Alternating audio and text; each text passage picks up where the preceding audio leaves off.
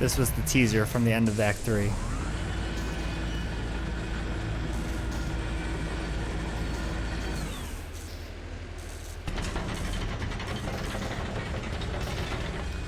Manual 5.4 Context Backlash. General wear on the gestural gear mounting apparatus 5A-1 may result in undesirable play between teeth in the context and history state machine gears, causing stuttering, slippage, resetting, skipping. Well, this is not helpful at all. Or not at all helpful. Manual. Table of contents. 0. Introduction. 1. Installation. 2. Orientations. 4. Order of operations. 3. The passage of time.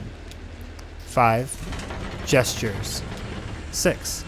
Final notes.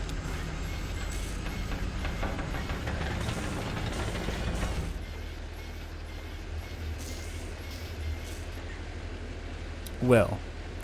Maybe I ought to read it back to front. My savior, our friend is here in a bad way. Any insight?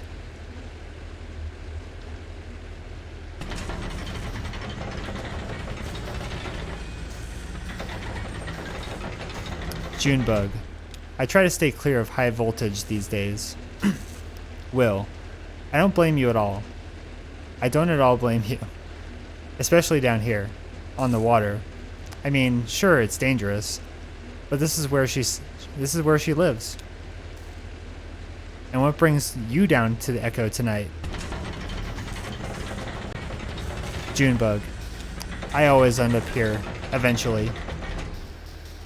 Will. The river is like that. It always has been. We picked you up at the bureau tonight. Never seen you that far upriver before. I hope it doesn't mean you're traveling on the 0. Junebug. Yeah, have you been there? The 0? Will. Oh, no, not me. Not me. This old river rat steers clear of weird highways. I've been traveling this river for more than half my life. More or less alone. I think I've seen it change quite a bit in all these years. But I can't say for sure. The water has a peculiar way of making a person forgetful. Some nights I remember a place, but it's full of strange new people. And some nights I meet an old friend on an unfamiliar shore. I wonder which kind of night this is. We shall see. Act 4, Scene 1. The Mucky Mammoth.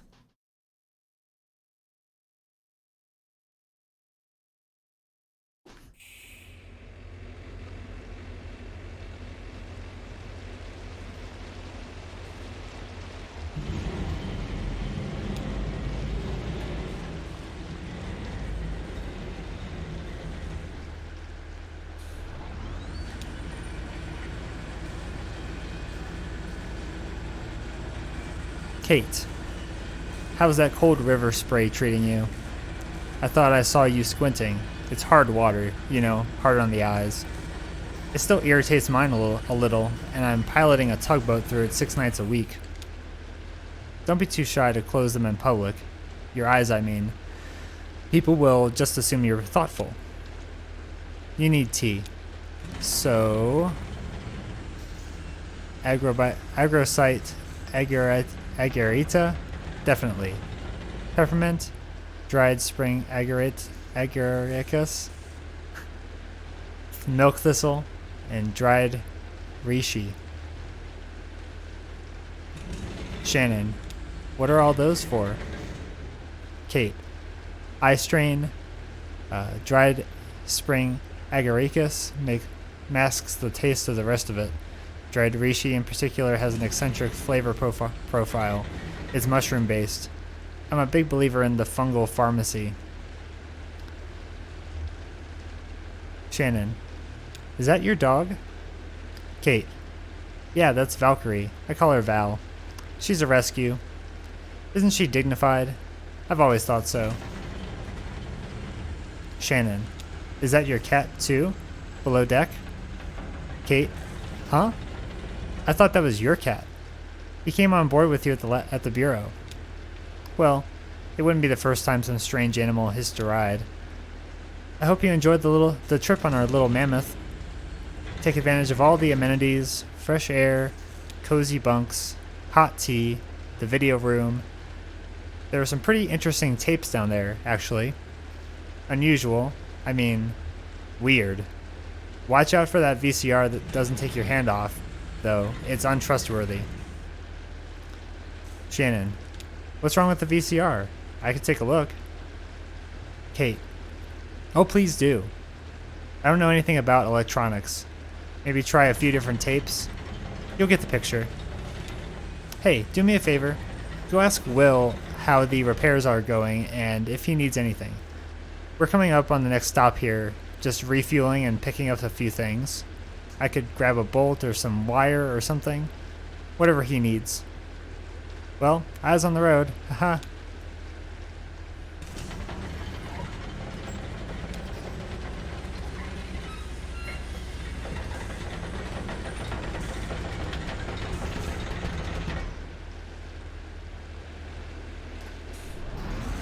Hi, Mammoth.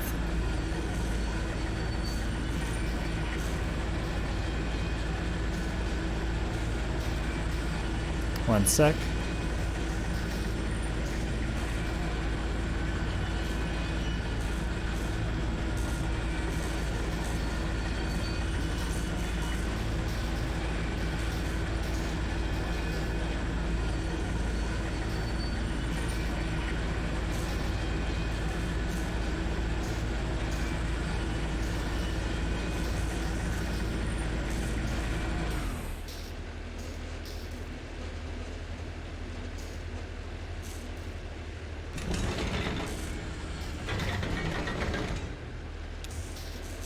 Okay. Will. Singing quietly. For we on mold and whiskey fed. To Shannon. Oh. Wet gears. Shannon. Wet gears? Will. Probably. Who knows? First thing I tried anyway. Down here by this little blue box. I took all the gears out and dried each one by hand, and then I loaded them back in again. That took care of the grinding sound, but her trunk keeps doing that sparking, clanking, weeping thing. To be honest with you, I'm not really qualified for this work. Kate's a friend. You know how it is, don't you?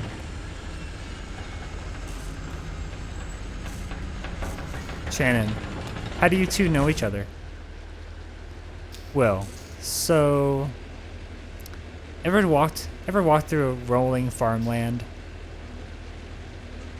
Shannon. Just drove, I guess. Will. Right. Nobody does it. Unless it's their land to farm. I mean, they'll walk from the barn to the tractor, or the tractor to the truck. You know. Well, I sure did. I slipped under or over fences, and I walked barefoot with the seeds when they were just planted and tilled the earth with my toes. Hey, I should tell you where I left my shoes. Did you know I'm a classically trained organist? It's true. Look at these long fingers and pedal gripping toes. It doesn't matter. A minor in French literature earned me a position teaching Artaud to Zola at the university. Well, some shitty governor cut state funding through our department, and I was demoted of mopping floors, running wiring through walls or in dangerous places. I even operated the soundboard at the student theater. I left my shoes there at the university. It was a protest. Walk without shoes for something important or tragic. I ended up at the shore, and soon I was drifting along the Echo. It ran for a while above ground, then it doesn't anymore. But I prefer subterranean waters anyway. Kate brings me along, and I record what I see and hear. I try to help with maintenance. I drop off the mail and pick up the trash. On occasion, I take the helm. Anyway, that's all I try to remember anymore. I listen to the river's stories, and my own stories get fainter and fainter. Well, I'll just keep drying gears, I guess. Ezra runs up to Shannon. Shannon, whoa, slow down. It's slippery out up on deck. Ezra, do you have batteries? Shannon, yeah, of course, what for? Ezra, Johnny said I could use his tape recorder, but it needs a battery. Shannon, oh, fun. Well, Shannon searches her pockets. Shannon, here's 4 different kinds. Surely one of these should fit. Ezra, thank you.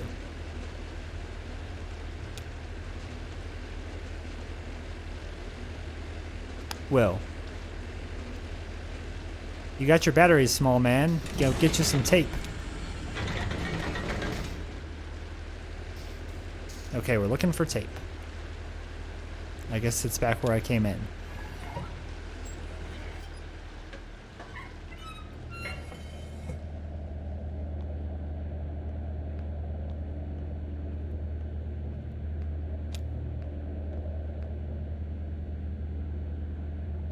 Johnny to Junebug.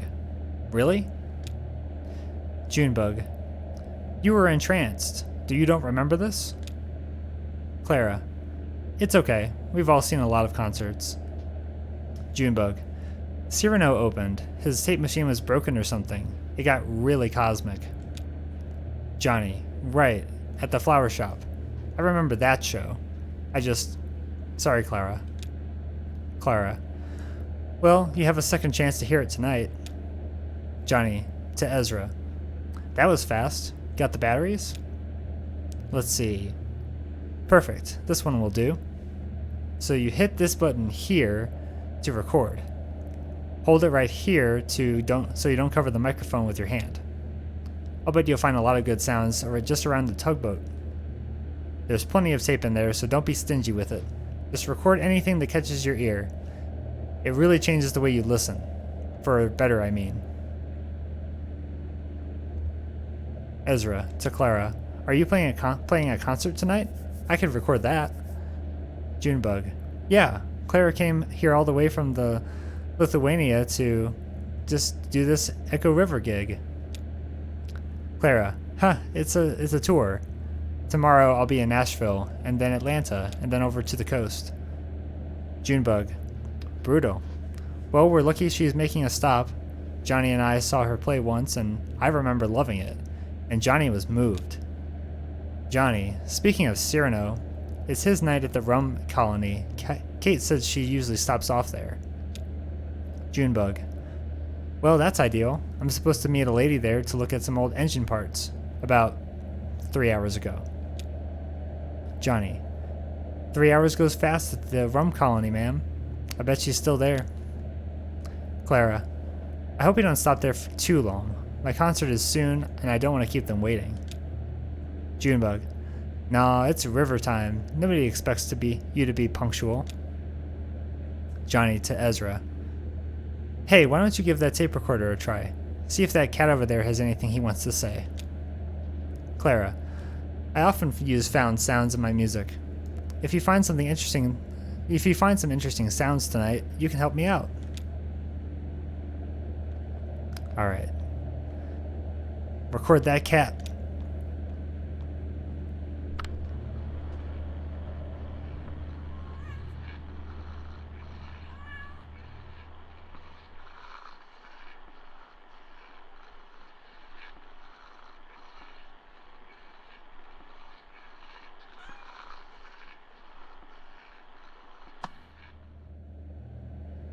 Got him.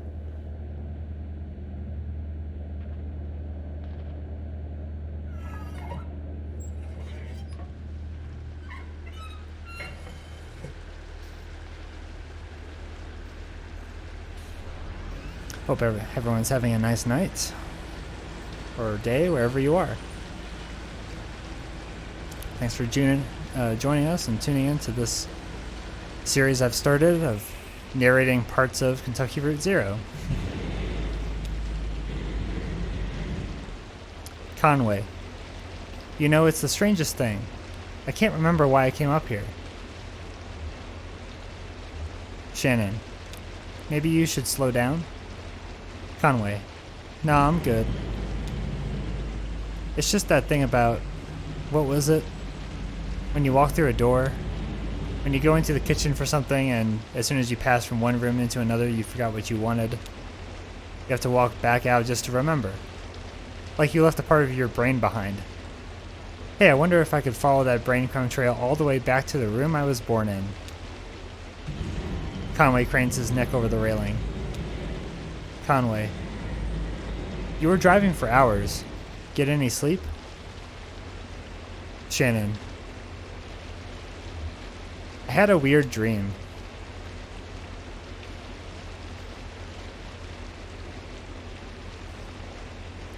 Conway.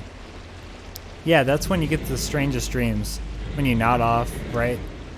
Just kind of dip your toes into sleep and some weird image floats by and takes a nibble.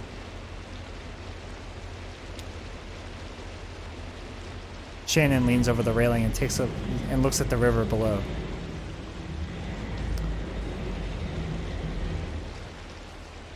Shannon. There's all kinds of trash down there. Conway. Could have fallen off the hall back there. I think that kid was playing off the trash barge earlier. Shannon. He seems to keep himself entertained. Conway. It's good for him. It's important to know how to be alone. What's up, huh? You look like there's something you want to ask. Fine, you can ask it. One question.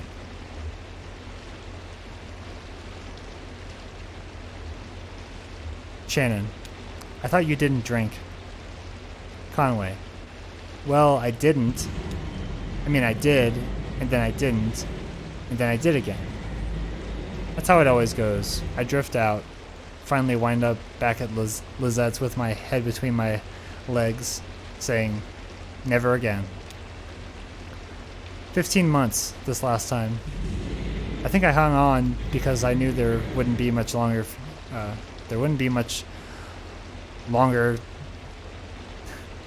Let me read that again. I think I hung on because I knew there wouldn't for much longer be anywhere to go back to. She went to live with her sister now, and she probably wouldn't remember me for long anyway. One time she picked me up out of a ditch by the road, blackout drunk, at dawn. I came around later that night. She'd taken care of me. I told her I didn't deserve it, and she said I didn't have to deserve it. Shannon. She sounds like a saint. We should all have someone like that. Conway. Oh, you wouldn't say that if you knew her when she was younger. That girl was wild. Huh. I guess she's got her own problems now. I wish I could help out. Hey, maybe I could go make some money and send it to her sister? Maybe they'll keep me on at the distillery. I shouldn't get ahead of myself. Gotta repay my debt. Hell, I should be grateful for the opportunity. If you want to die with any dignity, you've got to settle up. That's why it's such a damn shame when people go sudden.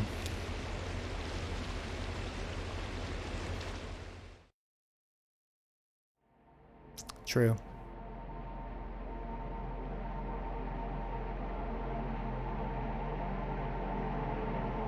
All right, we're on the Echo. I'm sure I talk too much. Everyone on this river does. The problem is that we listen twice as much as that. We're only telling you half of the stories we hear. Kate told me that I ought to have been a photographer. She said, "You have an uncanny way of having been in the place at the time the thing happened there, and that's the hardest part of taking a photograph anyway." Nice of her to say, but it isn't true. Though I know just about every story on this river. Most of them I picked up second, third, or fourth hand, and so on. Listening? See? Now I know what you're going to ask, and I'm going to answer it. So I'm going to answer it. Yes, I'm sure they're all true.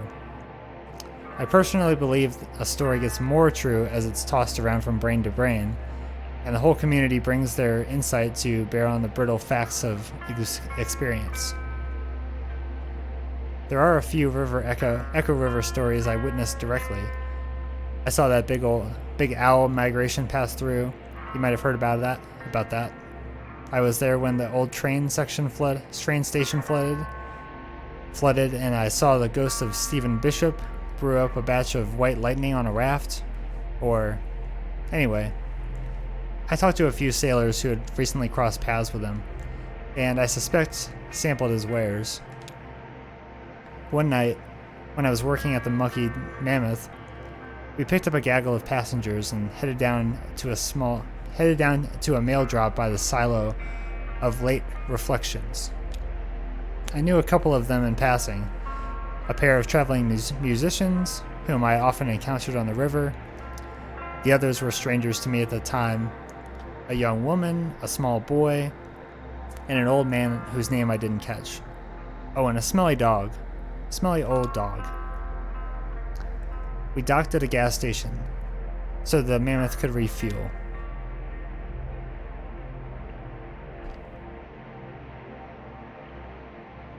Now, whose words were those?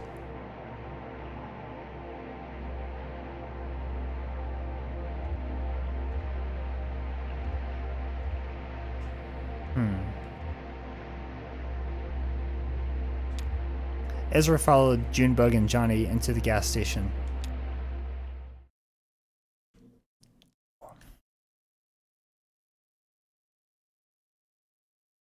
Act 4, Scene 2.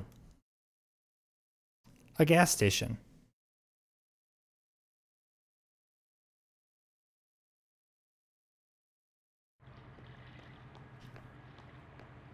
Kate.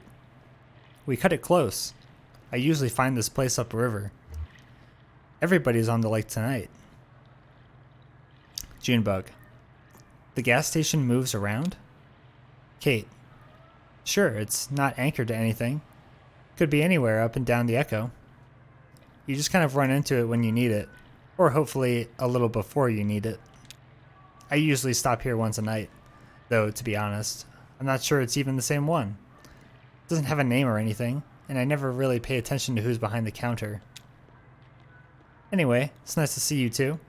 Most of my regular passengers must have gotten held up elsewhere on their journey tonight. It's that storm, I think. Watching Ezra sprint past. Look at him go. That kid has a lot of energy. It's got to be past his bedtime or something, right? Junebug.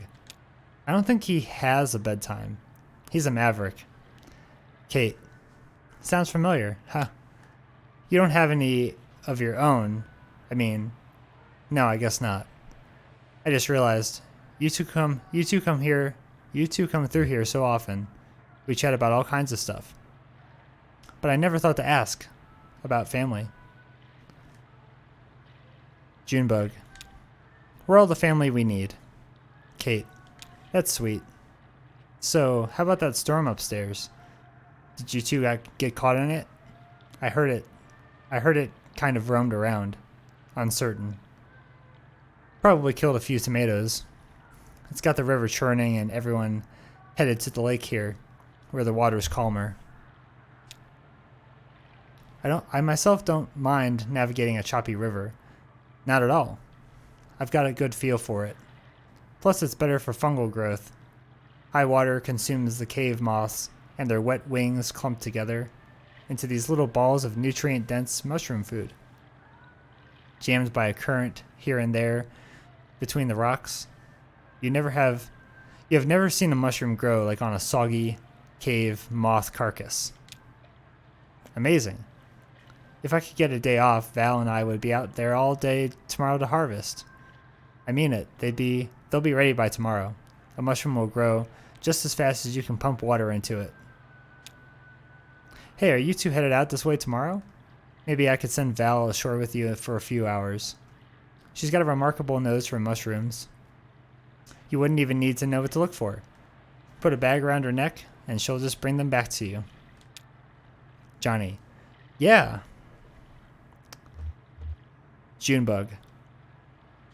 We don't know where we'll be tomorrow. Kate. Ah, I should have figured. Seems you two are always on the move. Johnny. It does seem that way. Silence. Kate. So, I should get back aboard. No rush, I just want to brew some tea before we get underway. Heading into the station?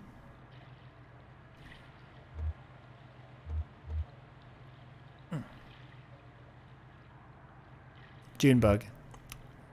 Thought I'd grab some black coffee for the old man.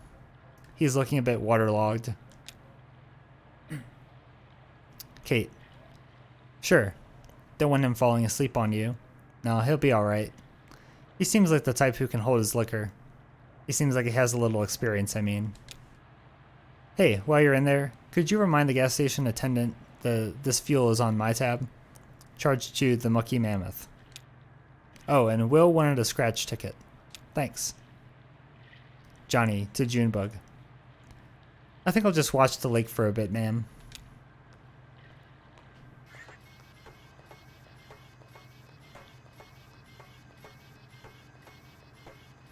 Can still hear her mechanical whirring.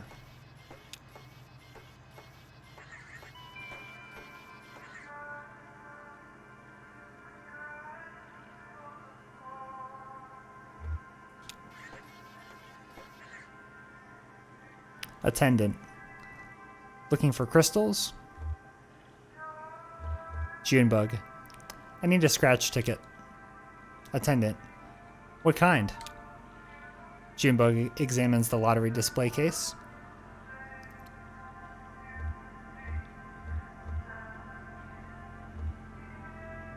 Junebug. The one with the grassy field on it. Attendant. Money minefield. Okay. Anything else? Junebug. Did you say something about crystals? Attendant. We've got them on sale. All kinds of folks come in here looking for crystals. There's a few over there with milky white shocks through the middle, like you caught a piece of a cloud. People seem to like those a lot. Yep. Popular crystals. You work on the Mammoth? I can add it to your tab. Junebug. Oh, you know the tugboat? The captain, Kate, said I'd have to remind you. Attendant. Sure, they're here every night. It's okay. I have one of those faces. Forgettable. Junebug. Does it bother you? Attendant. I've learned to cherish it. There's dignity in being forgotten, letting the crowd flow around you unspoiled. I used to live in a city. I mean, a real city. Cleveland, Ohio. And I had some family money then. I didn't have to work. I lived in hotels. In daylight, I walked wherever the people were. My only duty was to the crowd. I was its observer, its historian, its detective, its poet. Well, the money ran out, and I dispersed with the rest of them. I took my duties with me here, to Lake Lith and the Echo River.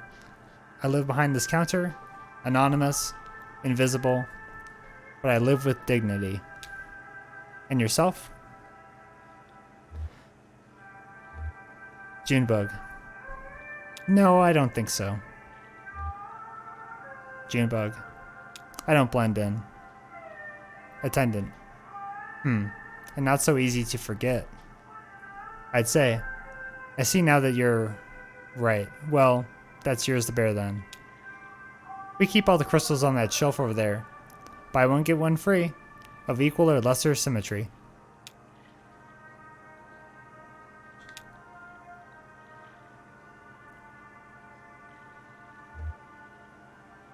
Johnny. What do you think of that other dog we've got on board, Val?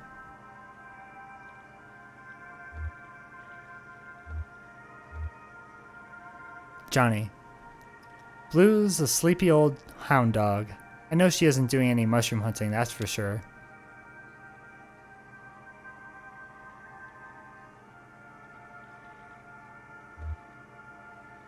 Johnny. Weird cave fungus growing on soggy moth wings. Sounds kind of romantic, but also kind of gross, right? Johnny. So, could you fit in the sidecar?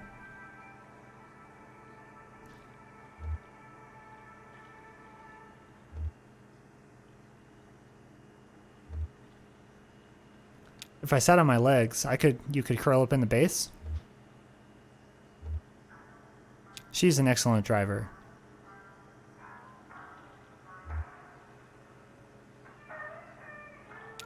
Maybe we can still talk her into it.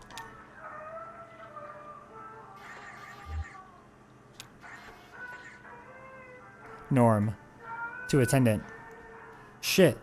That floodwater washed you halfway up out to sea. I was looking for you down by New Königsberg. Same as usual, but ain't nobody there. And the river's deep as an elephant's. Noticing Junebug. Oh, didn't see you there, ma'am. Pardon my language. Junebug. Where are you headed? Norm. Well, in fact, I'm headed right here. Glad to have found it, at least. At last. Extending his hand warmly. I expect you must be Loretta. Enchanted to meet you. Sorry I'm late. Hey, is that coming on too flowery or something? Enchanted? Repeating it now, I feel a little silly. Junebug. Enchanted sounds pretty old-fashioned. Is that the kind of gal Loretta is? Norm. I guess I don't know. But now I'm double embarrassed. Junebug. How do you know Loretta? I really don't. I met Loretta on the computer. We met each other there. Or I guess we spoke through the computer and agreed to meet? I don't know the terminology. I haven't dated in quite a while. Back when I met Greta, that's my wife. Excuse me, my ex. Or maybe I am her ex? I don't know how to say it. Anyway, back then there wasn't even such a thing as computers at all. I guess there probably was, but I never heard of one. I worked in textiles. So here I am. Junebug. Didn't work out with Greta? Norm. She left me. I'm sure I can't blame her. Huh. Damn it all. I guess I probably missed her. I wonder if she'll agree to meet me again.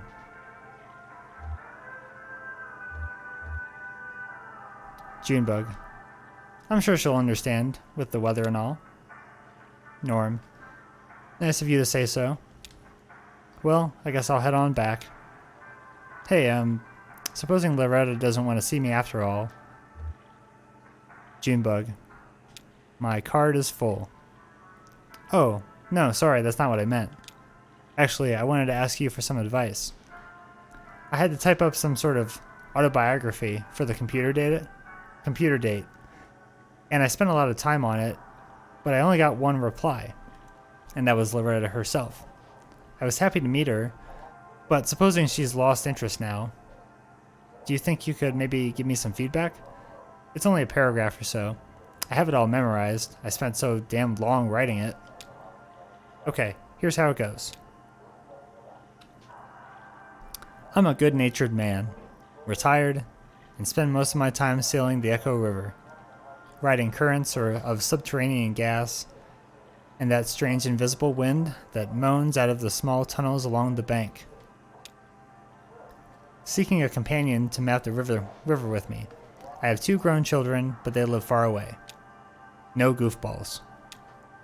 Okay, what do you think?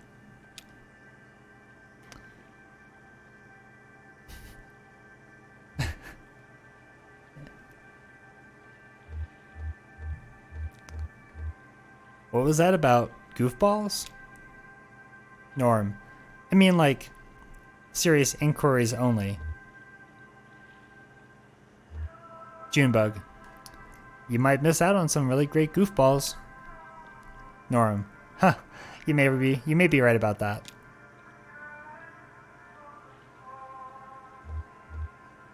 Junebug.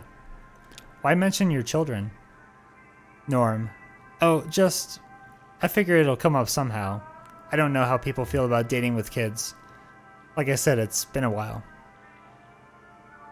Junebug. Are you embarrassed? Hey, thanks for the raid. Hey, that's great. Thanks a lot. Hope you all enjoyed Colin's stream, and hope you all enjoy mine as well. So thanks a lot. Just in the middle of this act here. Norm. Maybe I'm afraid it overstates my age a little. Haha. Junebug. The thing about the wind is a little much. Norm. Yeah, you're probably right. I wanted to show my poetic side. I'll save that for the date. Alright, thanks for your help, ma'am. You've given me a lot to think about. I'm ready to get back on that computer. You have a good night now. What's left of it, anyway.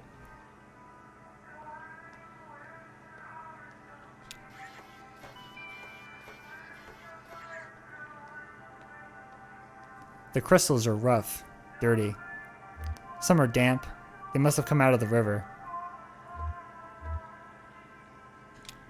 That attendant is a trip.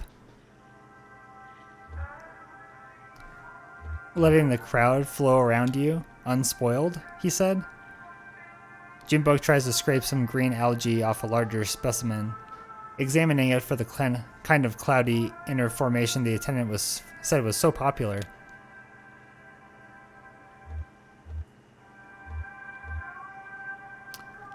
Who knows? Maybe he's onto something. HAKYU, and a few numbers are woven through the algae.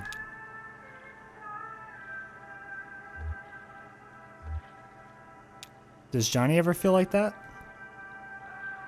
This isn't algae at all. It's a decayed plastic bag caught on a rock. Well, dang it. Alright, back outside.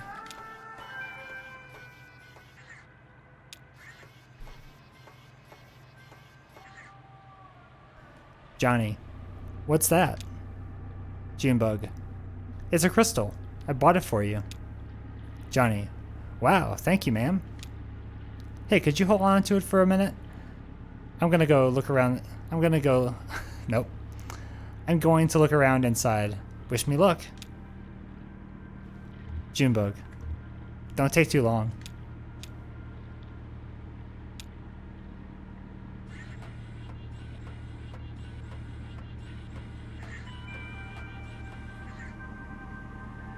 Thanks again for joining the stream, y'all. Alright, let's see. To the attendant first.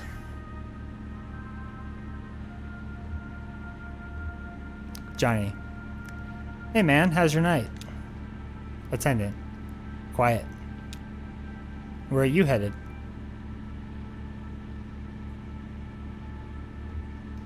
Johnny. Helping some new friends make a delivery. Or along for the ride anyway. Attendant. Well, even if you're not doing the heavy lifting or navigating or whatever, a passenger contributes to a journey too. I never travel, but I do love travelers. That's what I like about this job. The travelers come to me. Johnny. Do you live nearby? Attendant. I live here. There's a cot in the back. Nobody ever notices it. Not that I do much sleeping, really. But sometimes I lay on it just to keep it in shape. Well, let me know if I can help you find anything.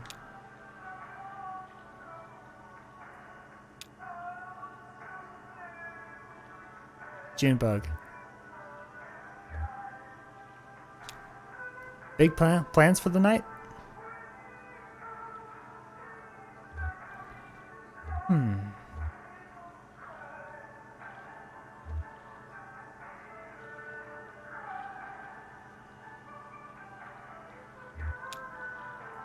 Us, I think we'll just see where the river goes. And at what pace. No sense in rushing it, right? You can't rush the river.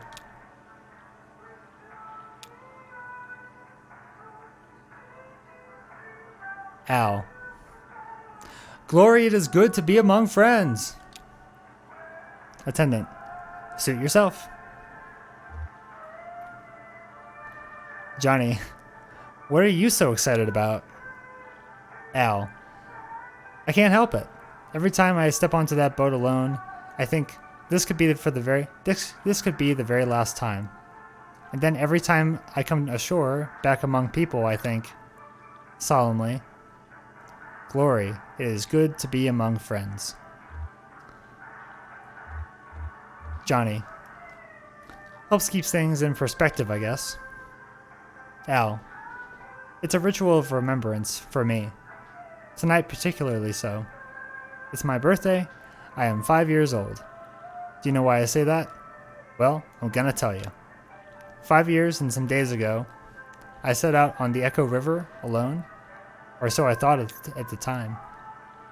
I was looking for an ice floe.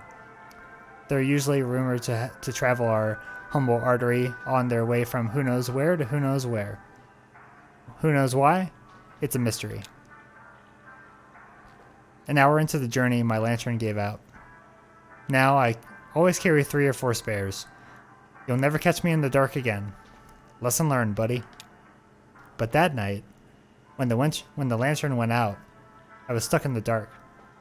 I kept my arm extended, running my fingers along the cave wall, trying to keep my bearing as best I could, and at least make sure that I wasn't going in circles. I just prayed I'd find another traveler who knew his way back to the lake above ground, or even just a crack in the rock to get a glimpse of moonlight. I had a large bag of apples with me.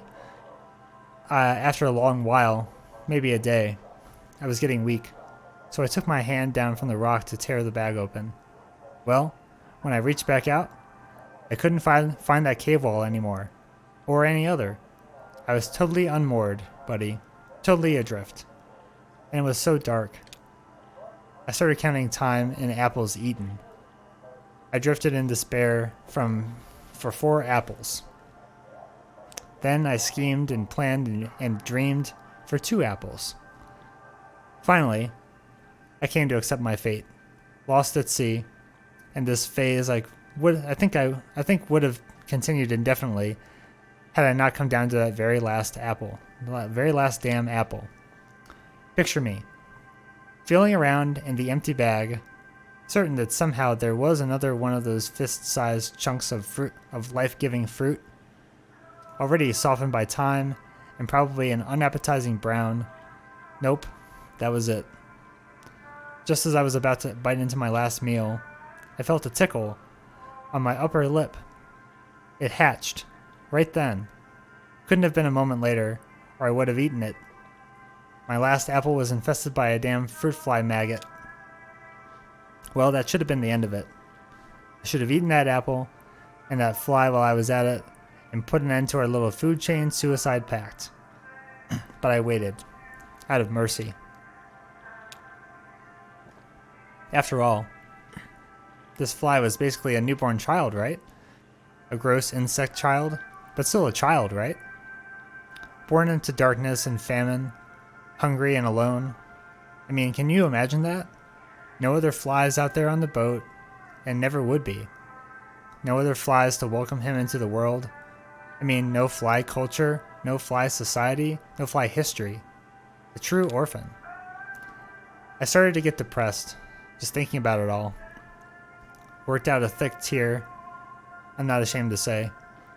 Well, that fly landed on my cheek, right under my left eye. Right on that salty teardrop. And then, blinding glory, his ass lit up like a candle. That wasn't a fly, buddy, that was a damn lightning bug. So, that's how I came here today. How come I'm here today with you folks? Only because I found my way out of that strange river, caved by the dim-lit rear of some orphan insect hatched out of my last rotten apple. Glory, it is good to be among friends. Indeed. Yeah. True that.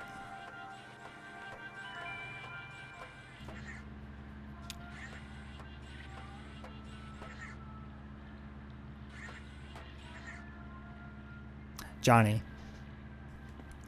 That guy's a trip, that gas station attendant. Did you talk to him? It's funny, he actually reminds me of that frog we had for a bit. Junebug. That frog you had. Johnny. Aw, I'd like to think he was part of the family, you know?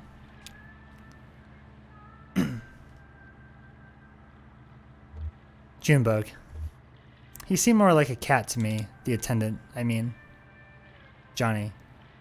Oh yeah, I can see that too. Aloof, but strangely chatty. Maybe we should pick up another one.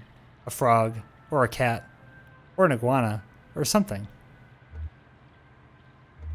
Junebug. Or maybe a third person to travel with? Johnny. Huh. Well, that would be a whole new adventure, wouldn't it? You and me, we're good together. Safe. Free. You know what I mean? We can try stuff out, change our clothes, swap parts around. Just play. I'm not lonely, just curious. With another person to play with, what else could we be?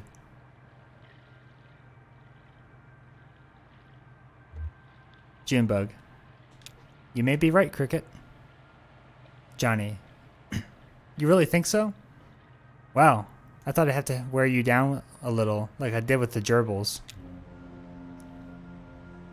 Oh, that's Kate. Time to hit the road. River, I mean.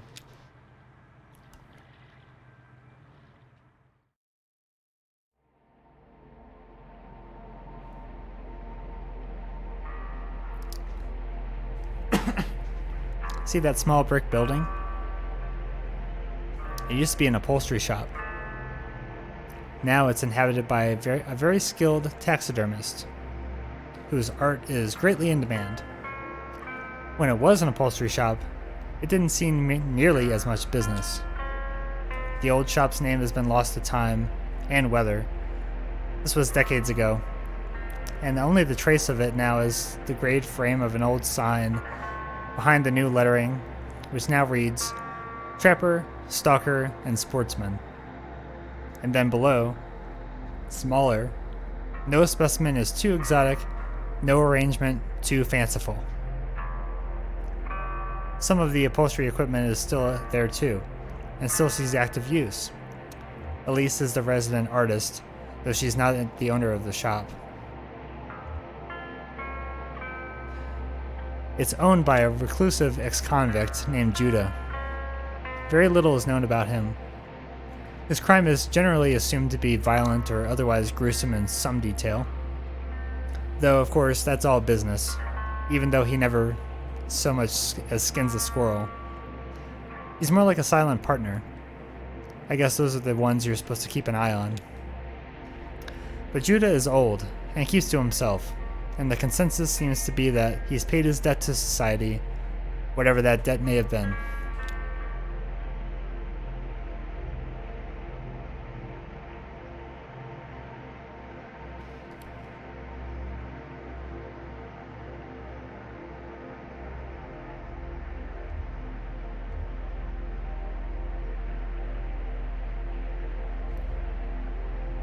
I mean, every choice that I'm given here, retreating to the inner workings of the ship or getting off to see something else, I'm getting off every time. Shannon followed the other travelers ashore to a drowsy beachside bar called the Rum Colony. How are you not going to go to the Rum Colony? Act 4, Scene 3. The Rum Colony. Sounds pretty fun.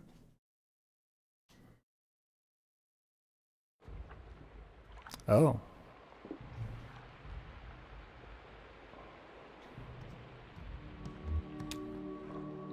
Okay, got a flashlight.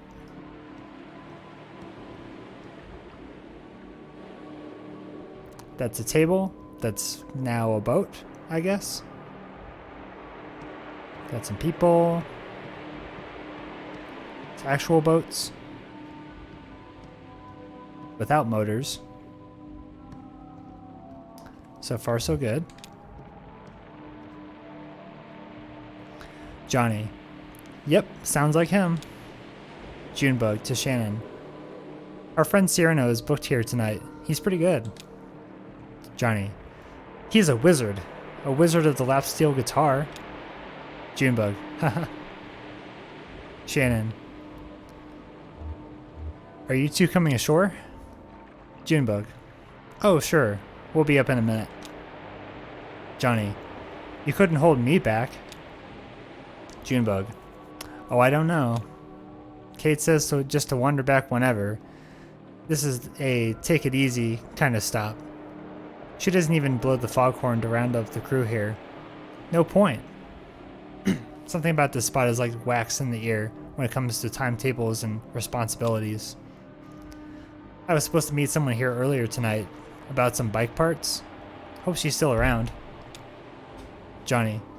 Oh, I'm sure she is, ma'am. Half sleeping in a fragrant mug with all the other wayward sailors.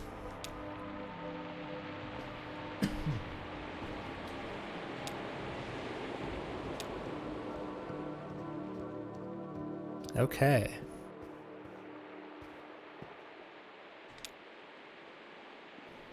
Rick. This music is so sweet. Don't you think so? It's like a flower, I think. A delicious, heavy flower. Like this flower in my drink. It makes my eyelids feel like petals. Wet with the early morning dew. Have you ever slept on a beach? Shannon. Doesn't the sand get all everywhere? Rick. Oh, probably. I'll deal with that tomorrow. I certainly won't deal with it tonight. Tonight, I'm just sipping this. I forgot what it's called. They put a pale pink flower in it. Isn't that tranquil? Oh gosh, I'm so stressed out. Shannon. You don't seem stressed out. Rick. I do a good job hiding it. It's a serene beach. This sweet music. And these tranquil drinks. Here my weary nerves can rest, although my soul is heavy with distress. Everyone deserves to rest, don't you think? Even you and I? Shannon. Sure we do. Rick. Sure we do. Someday the lake and the riverbed will be dry. Riverbed will be dry. The shops along it will be bankrupt, the homes empty, the boats abandoned. See? Even the river will rest. Why should we be any different? You know, my colleagues and I are meant to be celebrating something of a milestone here this evening. Shannon, a milestone? It's true. We, well, it's kind of hard to explain. Bureau of Reclaimed Spaces. Ever heard of it? Shannon. Of course, I met you there earlier tonight. Oh, of course. Good to see you again. Oh wait, now I remember. You came by to see Lula. I mean, Senior Clerk Chamberlain. Oh, our dear Lula. I mean, Miss Chamberlain. Tragically, she couldn't join us tonight. Jumped ship at the last minute. She said she had packing to do. I wonder where she's going. Oh.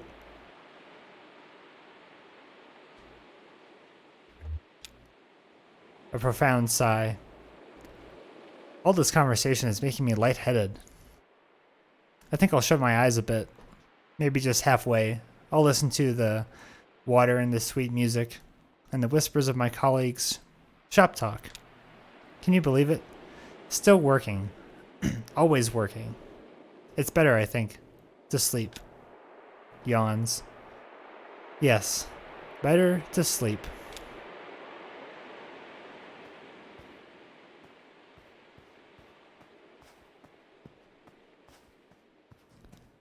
Alright, who else we got? What was that?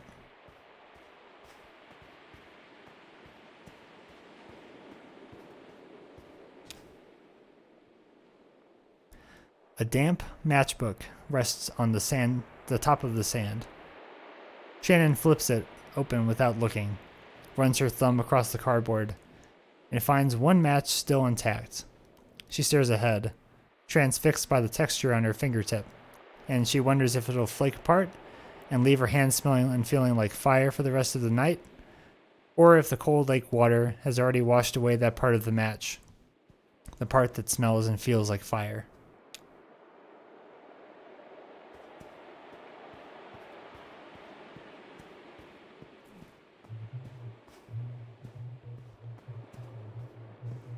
Oh, this guy's having a party down here. Look at this guy. He's got a lei and he's just in the water. Having a good old time. Alright, let's talk to these people. Luis, yelling. The water's fine. Invigorating. Makes me want to run. I could gallop up and down this beach like a horse. Clerk Bame. To Metzstein. What's he yelling about? Clerk Metzstein. He wants to run on the beach. Like a horse, he says. To Shannon. Oh dear, what's in these drinks? Huh. Shannon. Your friend's laying in the sand over there. I think he's asleep. Clerk Bame. Poor Rick. He's a lightweight. Clerk Metzstein. I think he just drank too fast. It's easy to get carried away. Oh, he always gets so melancholy when he drinks. Remember the office picnic at that big flat rock? Clerk Bame. Oh, I remember. He was talking Lula's ear off. She slipped away, and he sat on the ground, nursing that brown bottle, crying, sobbing about the days that are no more.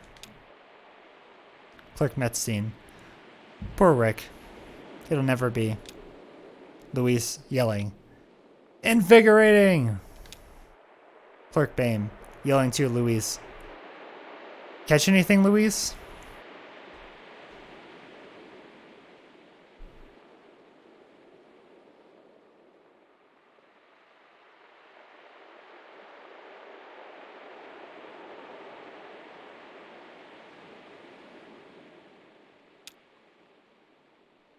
Clerk Metzstein.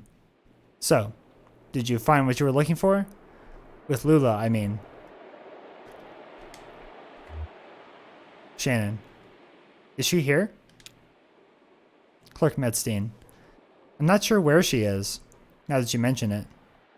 Before we left the office, Luis yelling. I think I will go for a run along the beach as soon as I'm finished with this drink.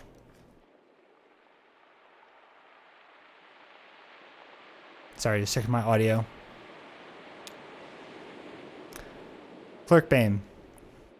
Try not to yell so loud, Luis. I'm afraid you'll shake the ceiling loose.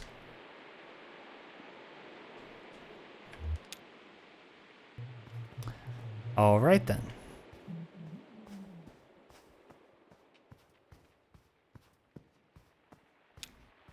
Hey, there's Will.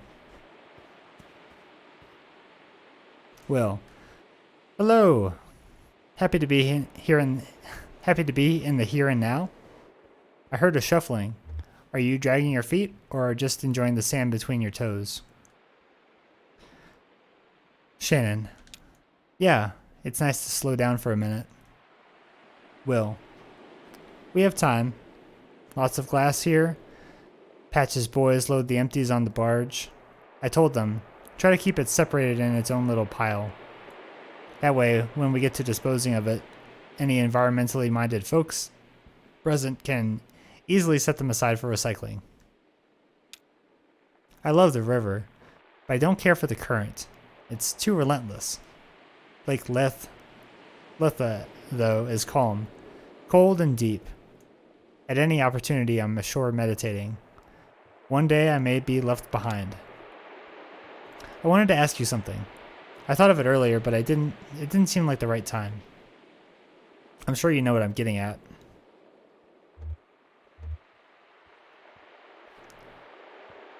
Shannon, you wanted to ask about my friend, the old man? Will. Oh no, I think I read him pretty clearly. He's an outwards reflecting kind of person. I mean, he reflects the world back out, largely uncolored. You and I, we are inward reflecting, I think. It means we prefer to nurture the best and worst of ourselves in quiet and interior spaces. And that's okay. Wouldn't you agree?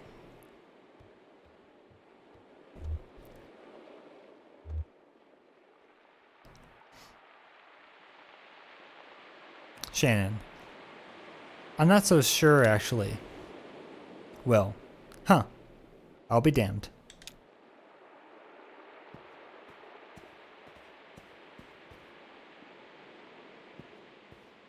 Okay, let's see what this... Well, oh, there's another thing over here. An untouched drink sits on a table.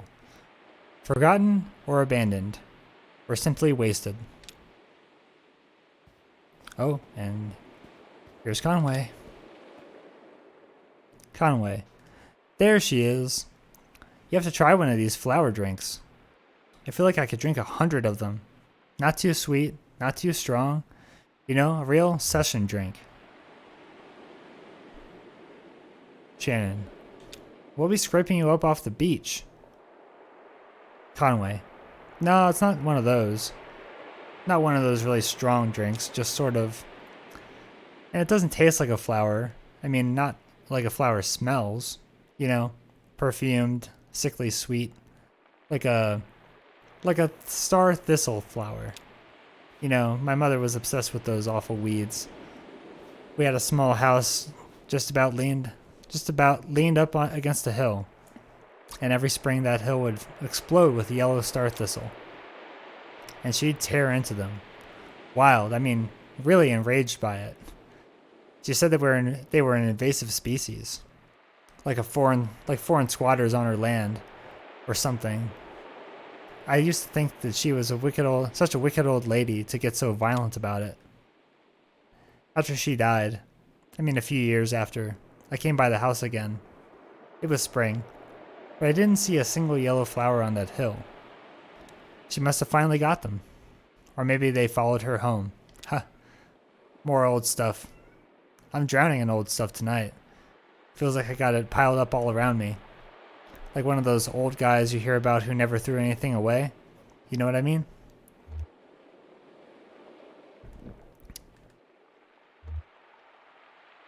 Shannon. Don't worry about all that stuff. Just try to, stay in the here and now. Conway. Yeah, it's a nice idea. But I'll tell you what, I'm learning tonight, I don't belong in the here and now. That check's been cashed. Sorry, I'm not making sense, am I? I just mean to say I can't look at anything without remembering something else. And then that reminds me of something else, and I'm buried in it. I just need to get my head clear for a minute. Get a clear view of the day. Get oriented. There was a time when I felt this way. I'd bite the bullet, try to sober up and get a job.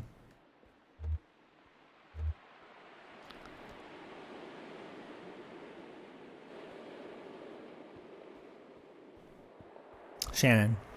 I think I feel the same way. Maybe I'll have to find a new kind of work now. Conway. There you go. There's the entrepreneurial spirit. Shannon. I don't really mean starting another business. Conway. I don't think I follow your meaning. But I guess that's not really my role to play.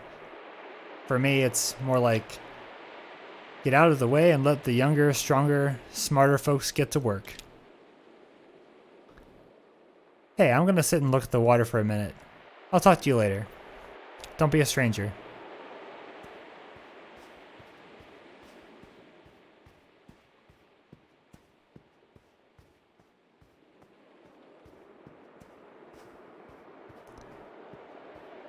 Really thought there would be something over here.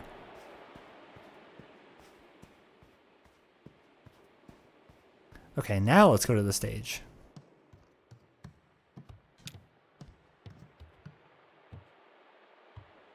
Patch. Junebug. Hey, guess who I just saw? Like an hour ago. Junebug. That lady with the engine for sale? Patch. You just missed her. I tried to hold her back, but she's all business. Junebug. It's okay, we can't really afford it. Patch. Hey, I'm sure another one will come on the market soon. Hey, any of your friends want a drink? I've got time. Busy night, but everyone's deep in their straws by now.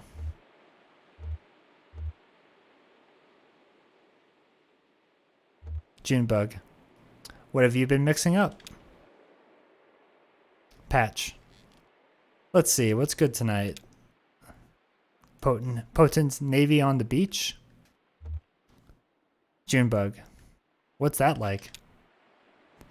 Patch. Chill a tall glass with a little black cacao at the bottom, then just keep pouring in white rum till it starts to turn blue. Add orgeat. I don't know what that is.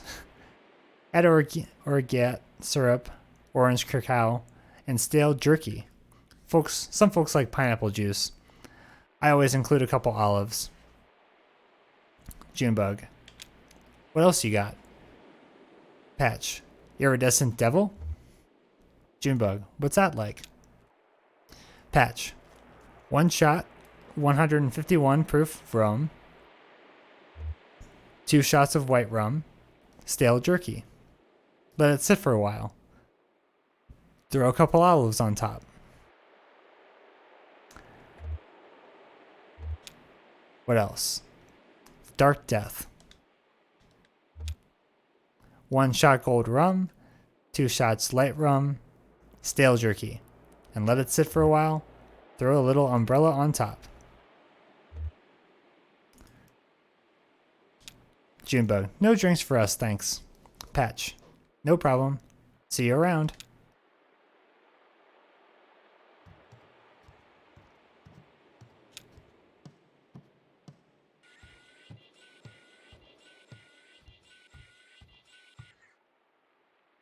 Cyrano.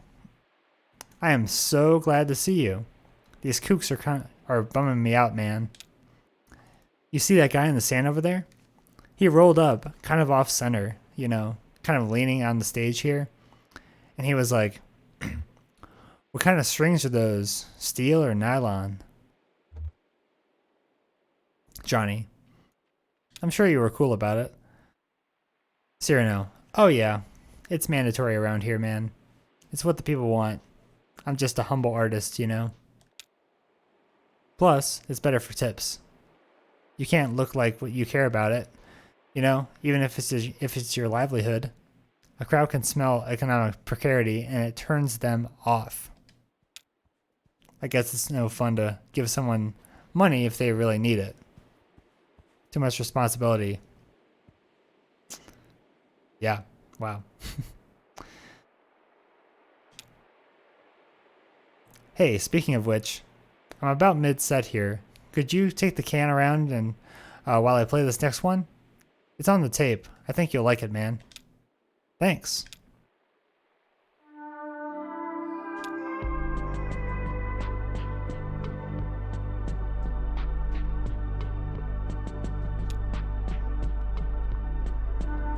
She didn't have to do that.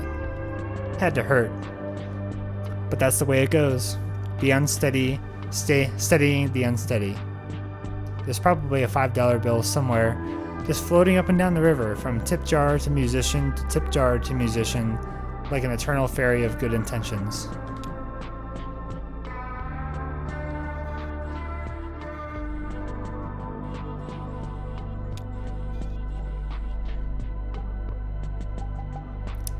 These two are pretty reliable. Where does their money come from anyway? Government check, maybe? No, they'd only tip like that on the 1st and 15th. Maybe they fence stereos or something.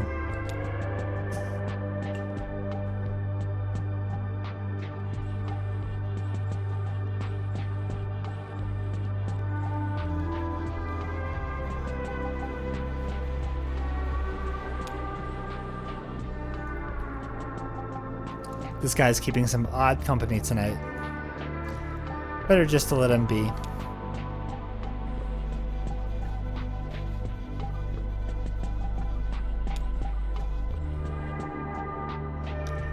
Will never has any money. Good for him. You know, fair enough.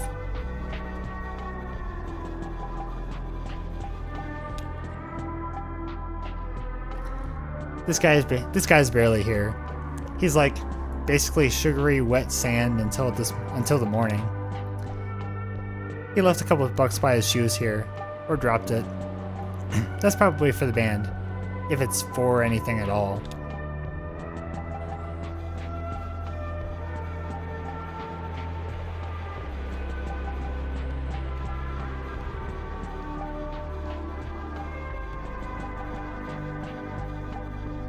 Nobody else down there.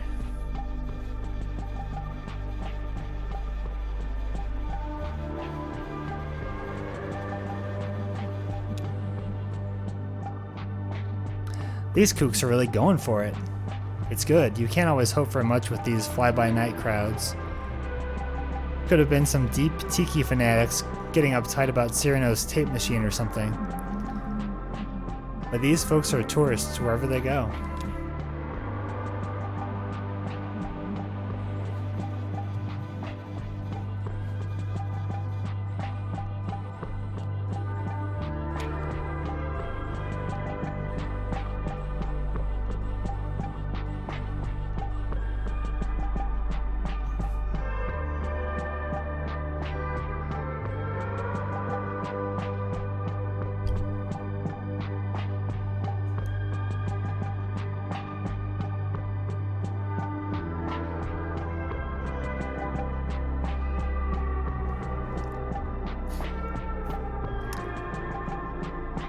Patch. Yellow. Caller. Yeah, let me talk to Drew, please. Patch. What does Drew look like? Caller. Kind of plump-cheeked, but not as obscenely so. A person of many talents? You can tell immediately. Patch. No, I don't see anyone like that. Caller. Did you check the stairwell though? Drew sometimes sits over by the stairwell. Patch. No stairs, no stairwell, my friend. Caller. Well, that doesn't make any sense. How do you get up there then, huh? Patch. Up where? Caller. Up to where you're at right now, damn it. Patch. What place are you trying to call? Caller. The place where Drew is at. Look, this doesn't have to be complicated. Hey man, I've got other things to do. When you see Drew, just say I called, okay? Alright?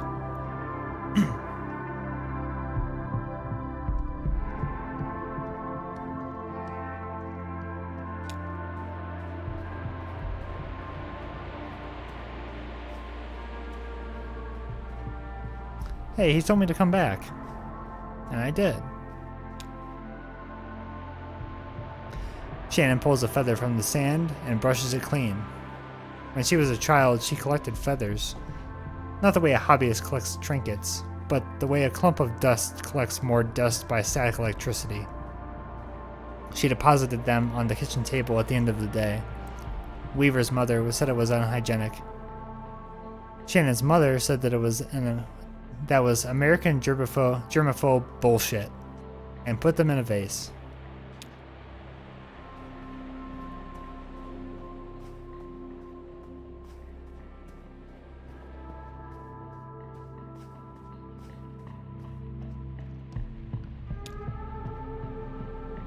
Sunny. Hey, did you hear the ice caps are melting? I mean the polar ice caps, the ones all the way at the top. Dawn. To Shannon. Don't listen to him, hun. He's all doom and gloom tonight. Sunny. Don't listen. That's the answer, Dawn. Well, what else can you do? Someday all of this will be underwater. We'll all be drowned. What can you do? Shannon, you can recycle? Sonny, half measures avail us nothing. Dawn, don't be a pessimist, Sonny. Have another Mai Tai. To Shannon, he's just in a dark mood because the bar is crowded tonight. He likes to spread out. Sonny, are you aware that gold is full of acid rain? Shannon, I should go. Dawn, Sonny, you're insufferable.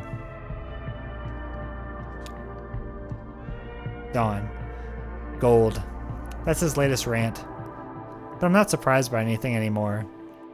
Before this, it was bovine growth hormones and global warming. Nah, he's harmless. I just don't know him anymore. That's all. He takes bits and pieces of things he reads and synthesizes them all into some grand theory. And it's always the end of the world.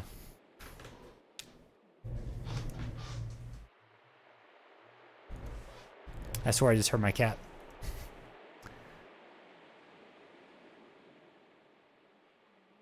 But who can know that stuff, right? We can't even predict the weather.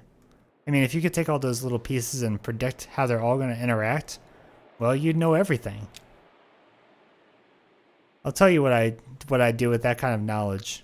When I first met a man, I look at his shoes, and the kind of books he reads, and what he eats for breakfast, and I make damn sure that we weren't doomed to spend our twilight years greedily emptying Mai Tais and arguing about gold.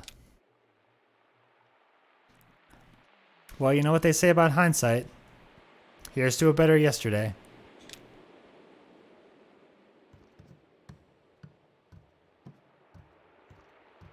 That's pretty sad. See Ezra. Ezra.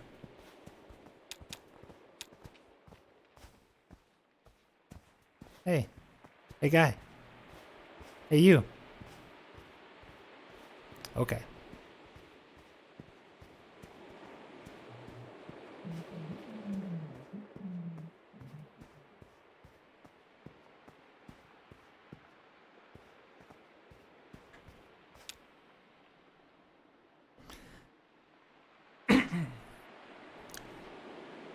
Shannon finds a small box.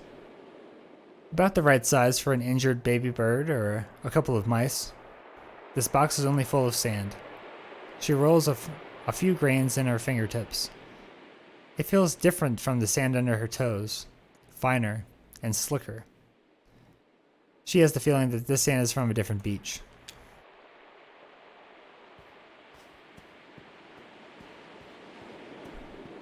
Because of course.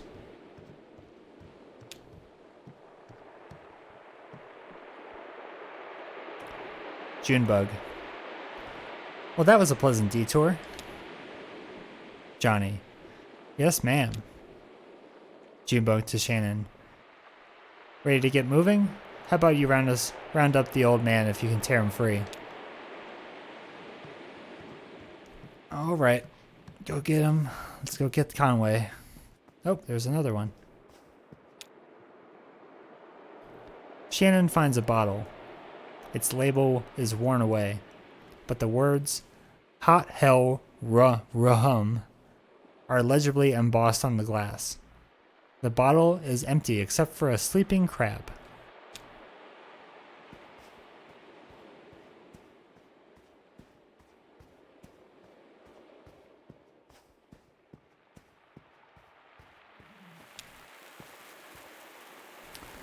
Conway and the boys. Conway. Yeah, you're right about that. I never quite thought of it that way. Shannon. Who are you talking to? Conway, noticing Shannon for the first time. Oh. No, it's nothing. Hey, let's get out of here. Work to be done, right?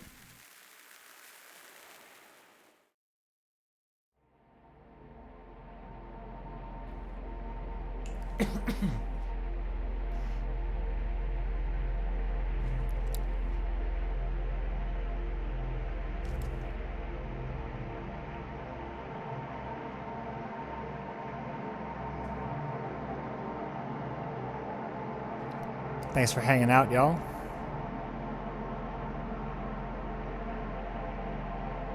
Hope you're enjoying this. It's it's a very different kind of game, but I really enjoy it.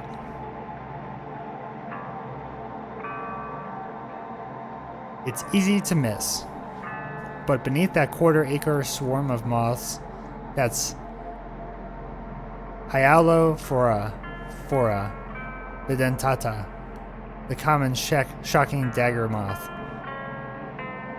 They make their homes in abandoned cars and boats. It is a quarter-acre sunflower orchard.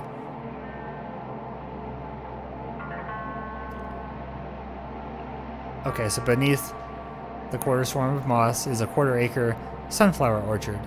And beneath that sunflower orchard, there are two small lots with small houses, positioned just so they just about butt up right against each other. The houses are empty now of human life. There's no sign of a person or anything living except for moss and overgrowth.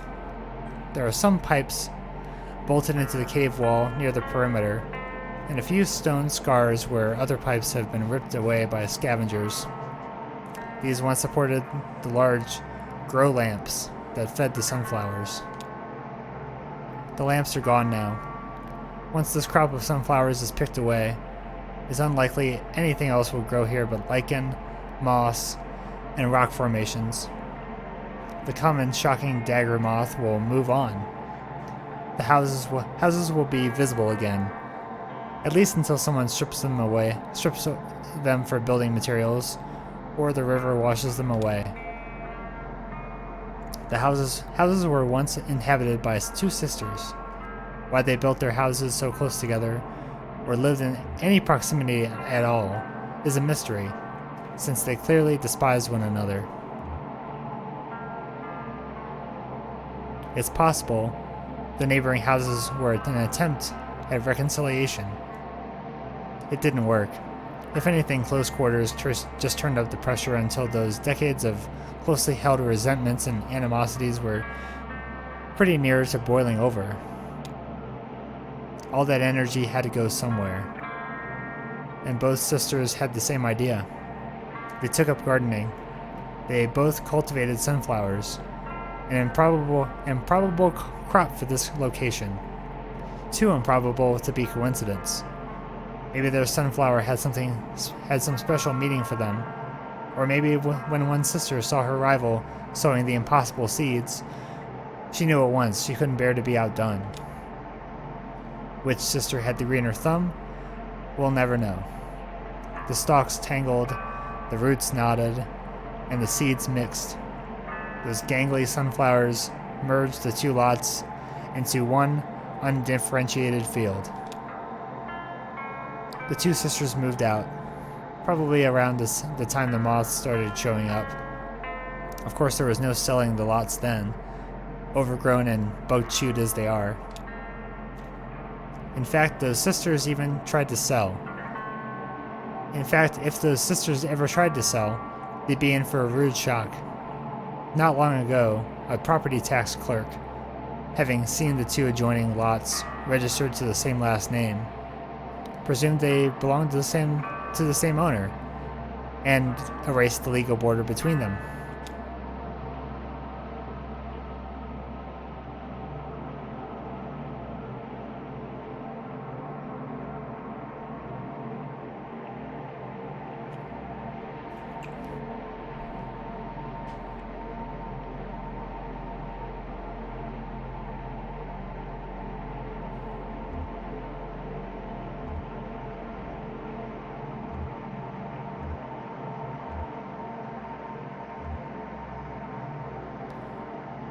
Getting off that boat.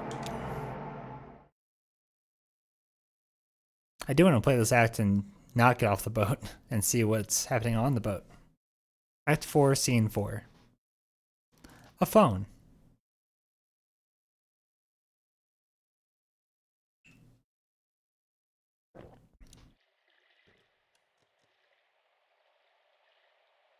Oh, we all got off the boat. Conway. I guess we're going to be here for a minute. Looks like they have a few calls to make. Ezra. I should probably call someone too. Conway. Oh yeah? Who are you calling? Ezra. I should call Julian. Conway. Oh wow. He's got a phone up there? I bet they all share a phone, right? All the birds? The big bird phone up in the sky? Ezra. That's ridiculous. He uses the one at the museum. Conway. Makes sense. Well, guess I'll head back aboard. Might see if I can find any of the good stuff stashed in maybe the spice cabinet. Maybe the medicine cabinet. That's where it belongs. Hell, who am I talking to? Don't listen to me, kid. I'll see you in a few.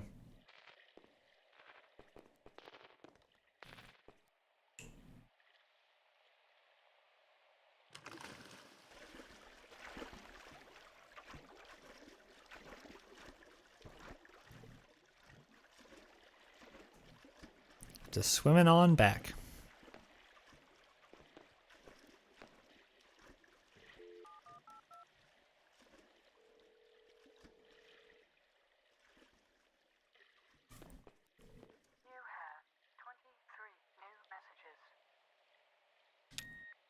I remember going to a house in Aroostook County, Maine. I was 2, and we were moving, and we were driving up in a white Nissan station wagon with faux wood paneling. And it was the first time that I'd seen the house that I was going to live in for the next 7 years.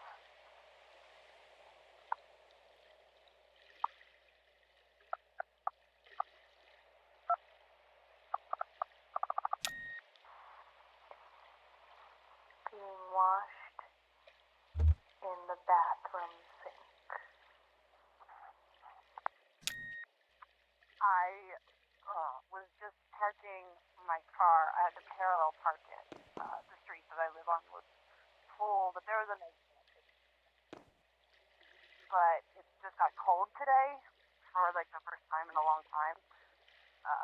So I had the heat on. And whenever you have the heat on in an old car, it definitely smells a certain way. It smells kind of like, it almost smells, you can like smell that it's hot, and you can feel it too, but the smell that it is like from the car itself, like from the engine. And there's been a lot of smoking going on in that car, so it's not exactly a pleasant smell, but it's definitely strong and it's definitely there. And with the windows down, you can also smell that it's cold. So you get both. And that feeling together is super familiar if you've been in old cars a lot. Anyway, I was parking and I had to go in and out about it like 3 times, but when I finally finished parking, it was like perfect. Both wheels against the curb, and that's when I had like the double memory of when I first learned how to drive. My mom taught me how to parallel park. And she told me the story about when her dad, who was a motorcycle cop, taught her how to parallel park. And every time she parallel parked, he would take out a dime, and if he could fit the dime between the wheel of her car and the curb of the street, then she had to do it again. Damn. She didn't do that for me, but every time that I got upset about having to do it again, she would tell me that at least I didn't have to be a dime's distance away from the curb. I learned how to drive in the fall, and I got that smell a lot during that time. And I don't know when my mom learned to drive.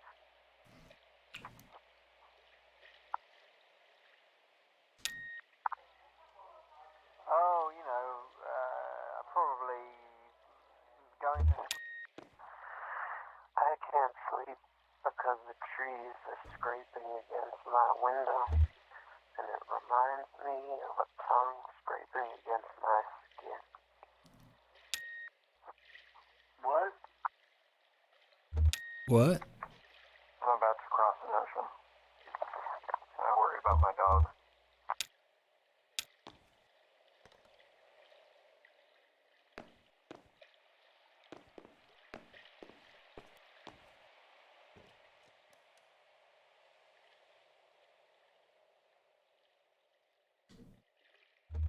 Shannon, to Ezra.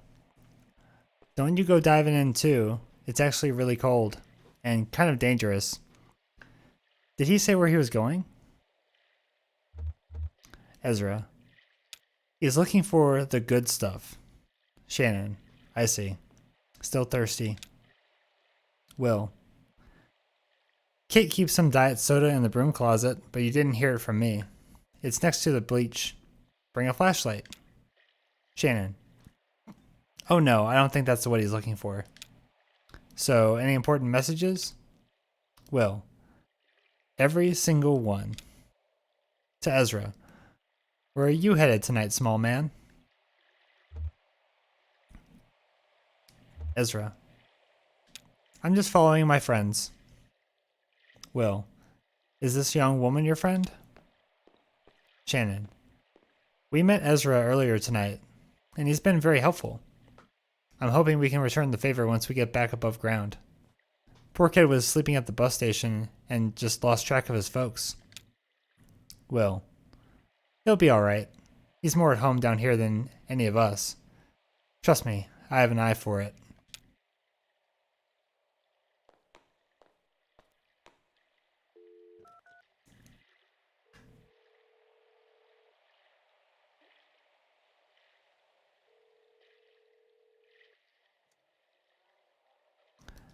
Summer. Kate, thanks for calling.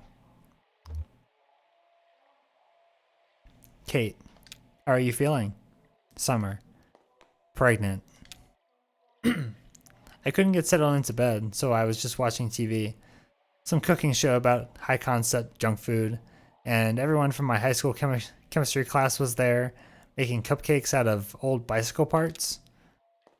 I think I might have dozed off a bit, actually. Honestly, this baby can come out of me whenever he wants. I'm completely over it.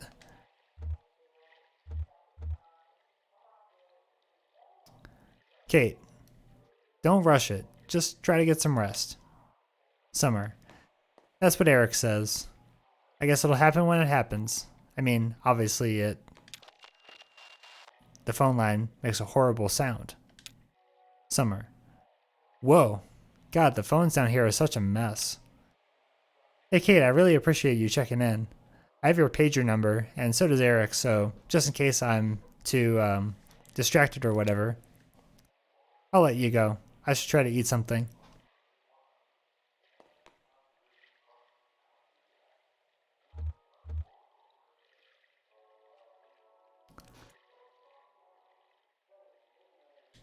Kate, try some of that lichen oil I left, just to help settle your stomach.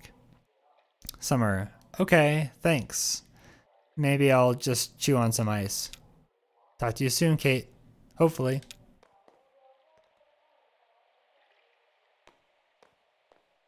Kate. Just checking in on a client. Did I mention I'm a birth doula? Shannon. Wow. How does that fit with being a tugboat captain? Kate. Some women choose to come labor on the boat, actually. For the rest, I have a backup, just in case I can't get back to dry land in time. I've been lucky and only had to lean on her a handful of times, out of several hundred births. You'd never believe how many people are just born, all the time.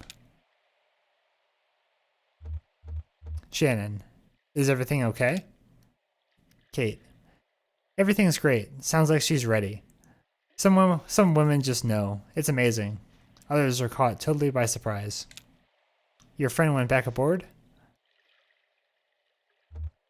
Shannon. Don't worry, he doesn't know about your soda stash. Will. You were sworn to secrecy. Kate. Huh, it's okay. I got rid of all that junk food anyway. I'm on a star thistle and grapefruit cleanse.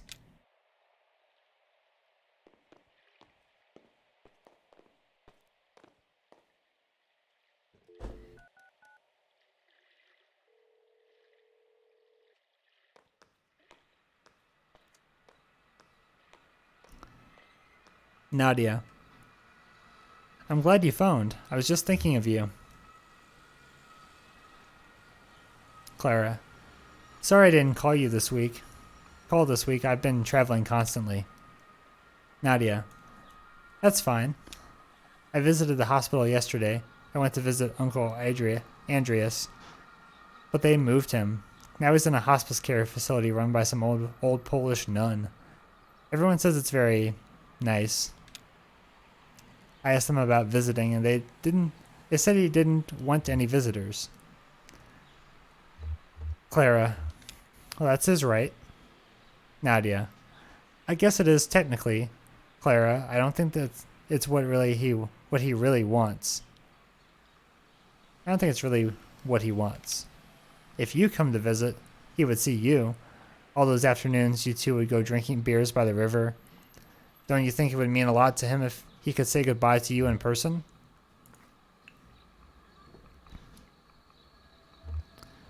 Clara. We must take him at his word. Nadia. Maybe you know him better than I do, but I just don't believe anyone would really want to die alone. Oh, here's Mother at the door. We're going to try to see him again. Or we're going to try again to see him. I hope the tour is going well. I love you. Be careful.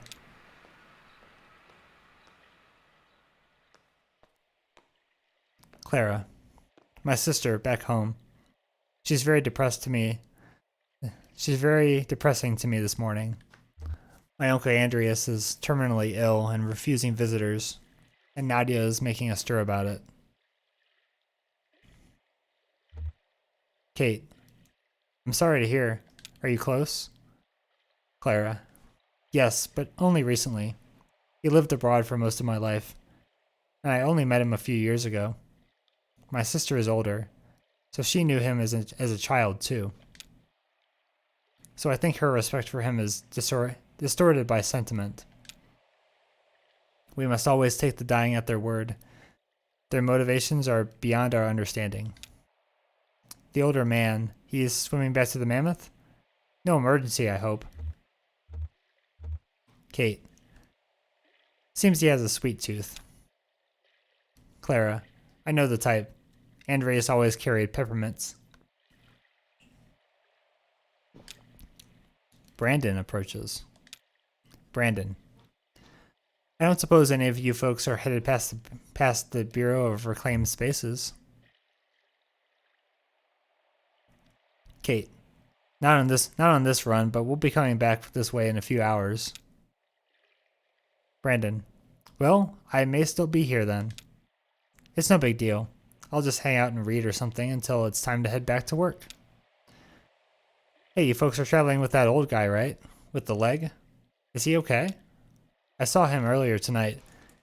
He came by the storage facility for some files. He totally bit it on the staircase. He's okay though, right?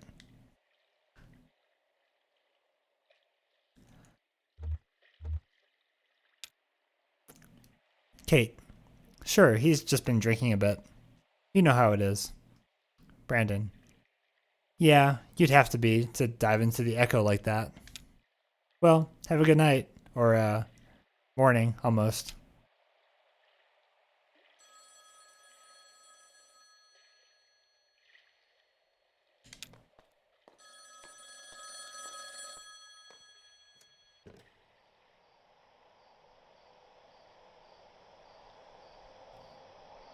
Carrington.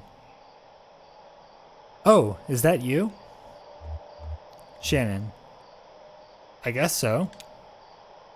Carrington. You don't sound convinced. Well, it doesn't matter either way. I just dialed 0 and asked the operator to connect me to any open line on the river. I'm in need of an outside perspective, you see. Well, maybe you can help me out. I reckon you can. Here's the score. The performance is at dawn. We're coming right up to it. None of the cast is here yet. That's okay. Hell, I'll enlist the audience if I have to. The stage crew, likewise, are delayed by bad weather. They may not make it in time. And they've got the props and the costumes with them. Well, I've done more with less. Good theater is always dangerous. My experimental stage production of the death of the hired man can survive those tribulations, but there is one element still missing that is far more crucial. We can have theater without props, without stage setting, even without actors. But there is no theater without light. Of course, my production, experimental though it may be, aspires to emulate its source material. Frost's poem is framed by 3 sources of light and their effects on its subject, Mary. First, Mary stares a lamp flame on the table in front of her, while waiting for her husband, Warren, to come home. Second, she distracts herself from a painful conversation by examining the moonlight on her apron. Third, she watches a little silver cloud pass over the moon, dimming it as Warren finds Silas dead in the next room. And yet, despite this rich tableau of moonlight, we perform underground, in an old coal mine. What I mean is, where in this dusty, man-made cave, sheltered in soot from the light of dawn, is the moon? Where do you see it in your mind's eye? What's the first solution that appears?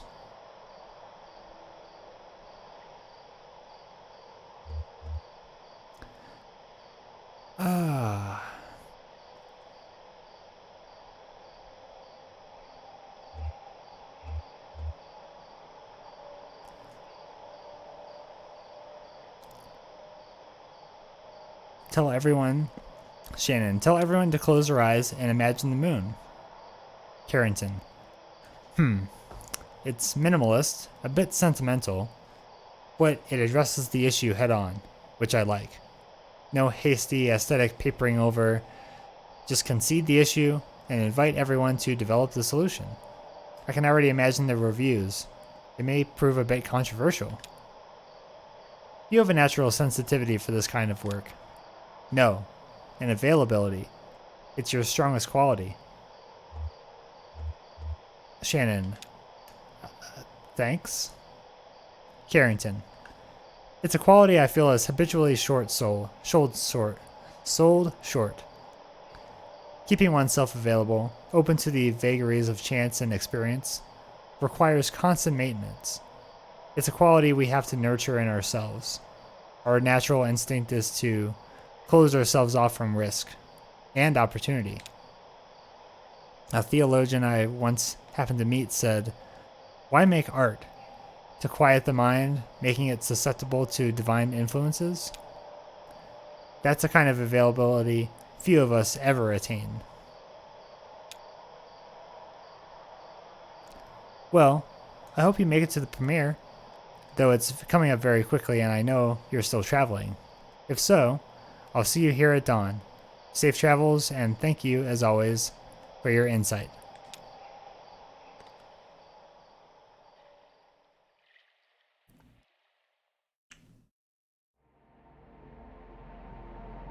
And we're off.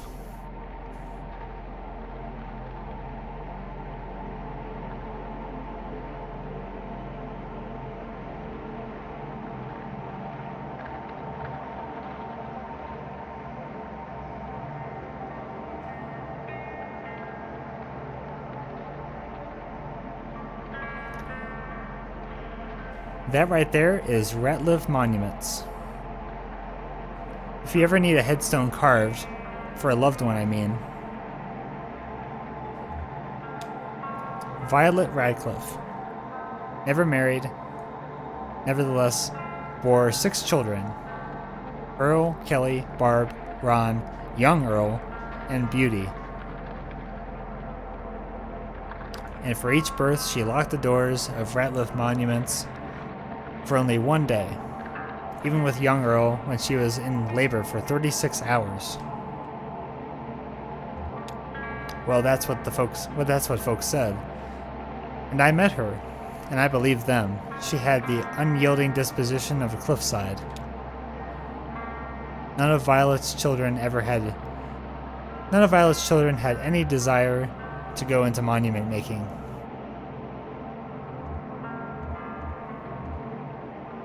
Earl was more interested in car speakers. This was to be a lifelong passion for Earl, though cut short by bad wiring. The run of the shop fell at last to young Earl, the only Ratliff still at home when his mother finally passed at 82, and who then had the honor of engraving her headstone. He's done well, for the most part. The shop was damaged in a flood several years ago. The showcase, a mock cemetery out front, was mostly washed away.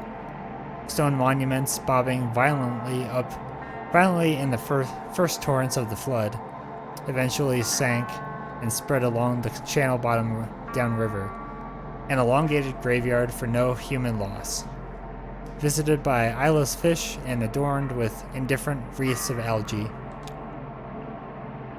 If a few stray stones ended up at the bottom of Lake Lethe, too, we'll never know. And young Earl is the last of his short line professionally, and there's nobody around qualified to carve his monument. So he's already claimed one of those at the bottom of the river for himself.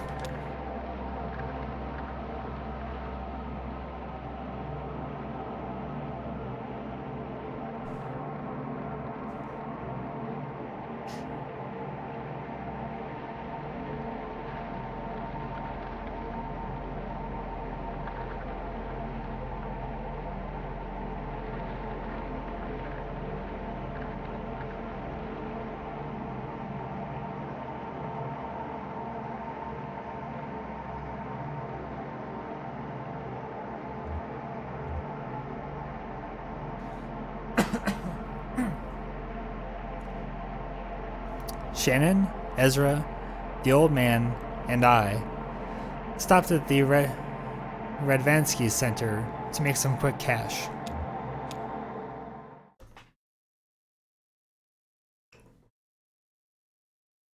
Act 4, Scene 5.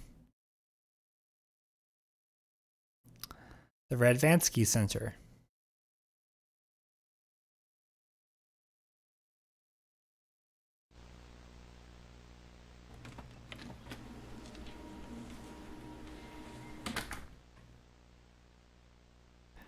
Mimi. Good morning. Jen. Bags isn't feeling well. Long night. Mimi. Poor kitty. Jen. What are you watching? Mimi. Security tape from last night. Daryl left the lights on again. Should we slash his tires? Jen. I'll leave a stern note on his desk. Mimi. Spare the rod. Jen. What are we doing today? Mimi. Right. This is weird. You know that old vending machine? Jen. The one that only has tomato juice? Mimi. No. The old one they stopped refilling. Remember we rolled it out onto the dock last August and some scavenger stripped it for metal in the middle of the night? Daryl cut his hand cleaning up after them and it got infected, remember? Jen. No. Mimi. Okay, anyway, the rest of it ended up in the coat room until, finally, Daryl was piling it into a big bag for the trash barge to pick up, and he came across this box lost behind all the junk. Check it out. Jen. This looks old. Mimi. Yeah, there's a bunch of videotapes and completed questionnaires. I looked at the reference number and it's never been processed. So I guess that's what we're doing today. There's no date on it, so we'll just have to make one up. Unless there's some footage of a calendar Or something in here. Jen, flipping through the questionnaire. I guess these are the old tests, before we started doing the video exit interviews. That's annoying. Mimi. Yeah, let's see, how did we do this? I'll run the tape and you can interpret the questionnaire. And I'll type it up.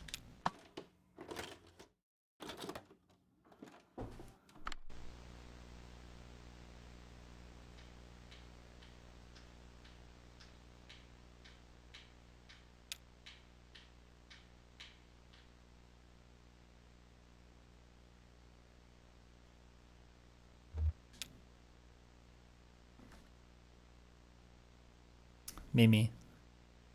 This should be some basic information. And the first control test. Subject's general disposition. Jen looks over the questionnaire document from the envelope. Question. Why are you here?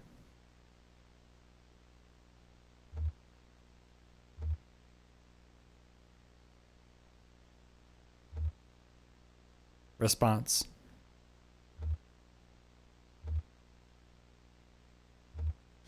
The other passengers said that we could make some quick cash taking these tests. Jen. Pragmatic. Mimi. Demographic category? Question. What's the first thing you remember?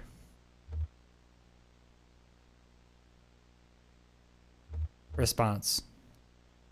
I remember a birdcage. Jen. Mid-20s.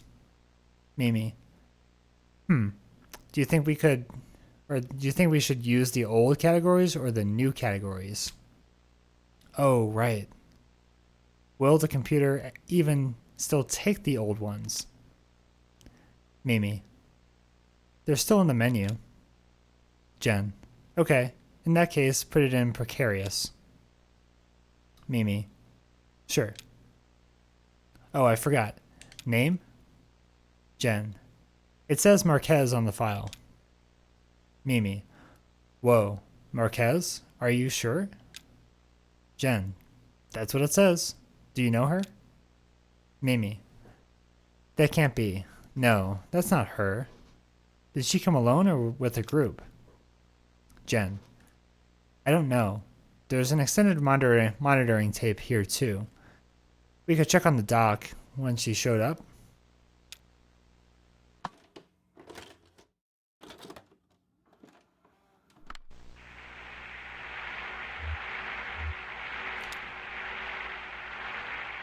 Mimi. No, definitely not. Jen. Oh, she's traveling with one of those creepy distillery guys. Mimi. Him? No, he just looks like some old drifter. Jen. Maybe you're right. It's hard to tell in this light. Mimi. Oh, wait, who is that? The guy in the hoodie. Jen. What? I've never seen him before. Mimi. Really? He looks so damn familiar. I thought maybe he was a former intern or something. Jen. He's a little old for that, right? No, I don't recognize him. Sorry, you're all deja vu this morning. It's spooky. Mimi. Sorry, just one of those days, I guess.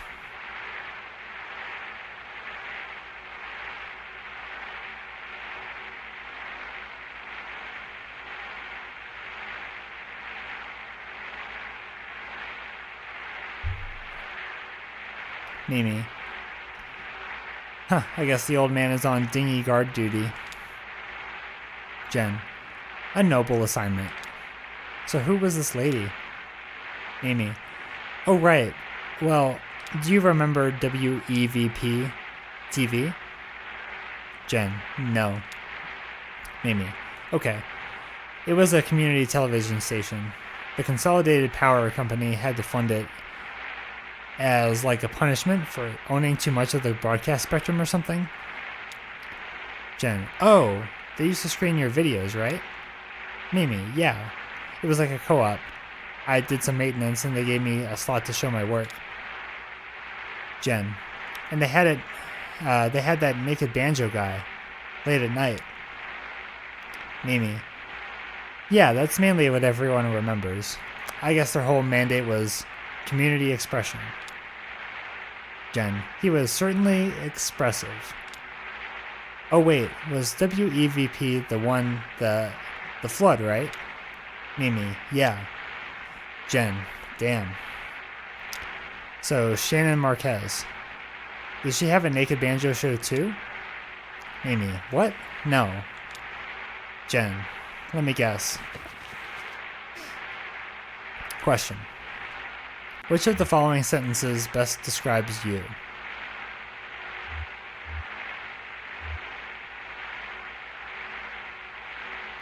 Response.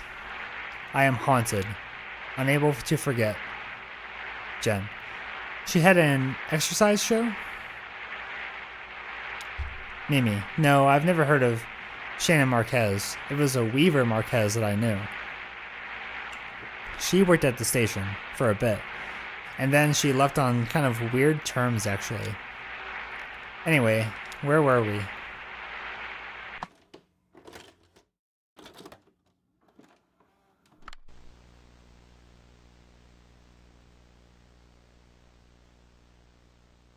Mimi. Okay. How do we rank her from the control test? Question. Without turning around to look, please describe the following objects. Bookshelf.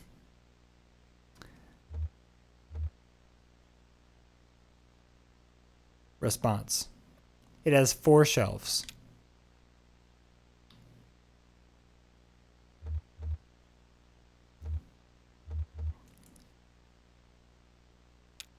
It is shaped like a snake.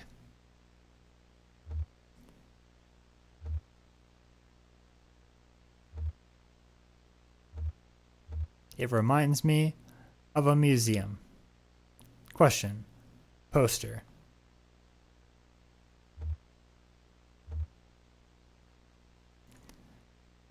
Response. I remember circles.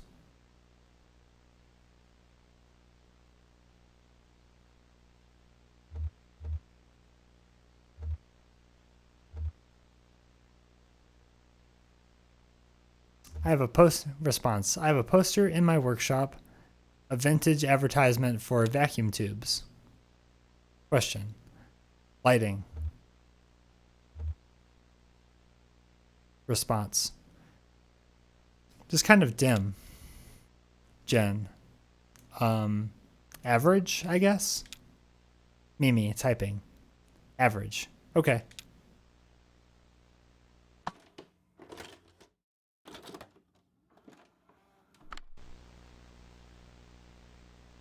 Oh. Okay.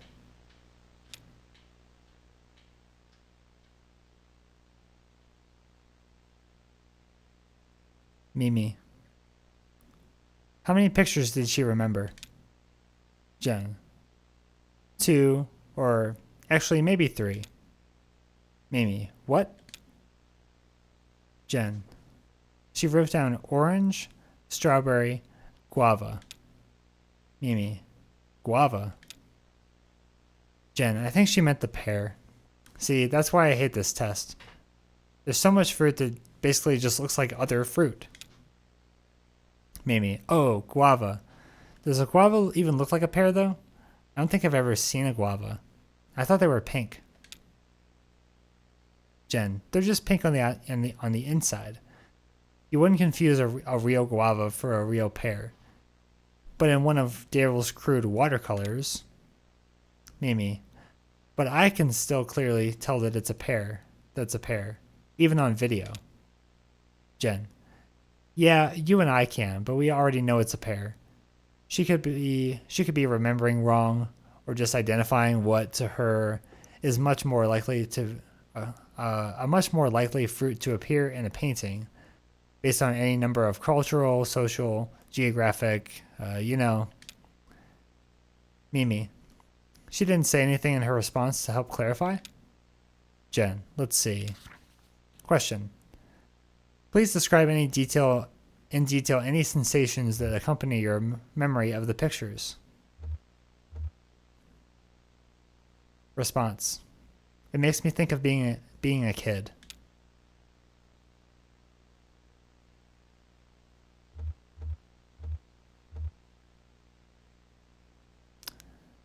My mother gave me some mushed up guava once to cure a toothache.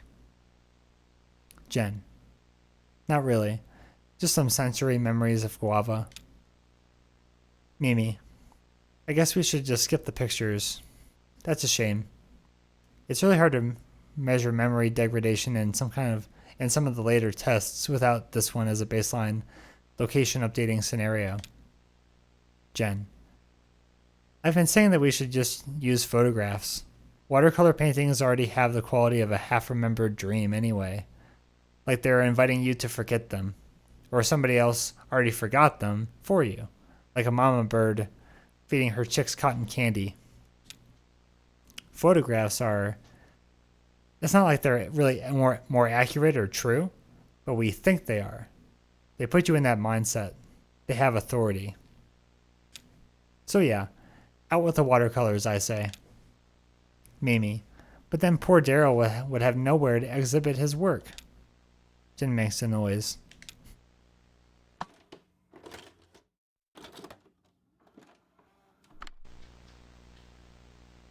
Kitty. Aw. Mimi. Jen, look who it is. Jen. Aw, I miss that kitty. Mimi.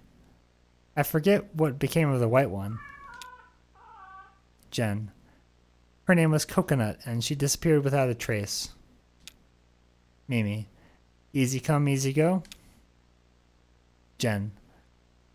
I wouldn't say easy. I had to leave food on the dock for a week before she come inside. She only stuck around for a month or two. You probably saw quite a lot of her. I remember you were working nights then. She was a nocturnal creature. Mimi. That's right, I remember. Can I say hi to the kitty? Hi.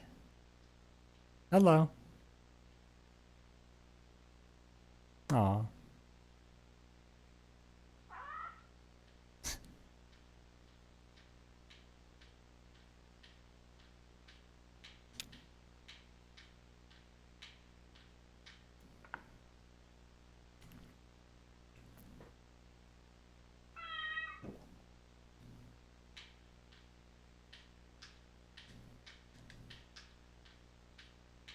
Oh.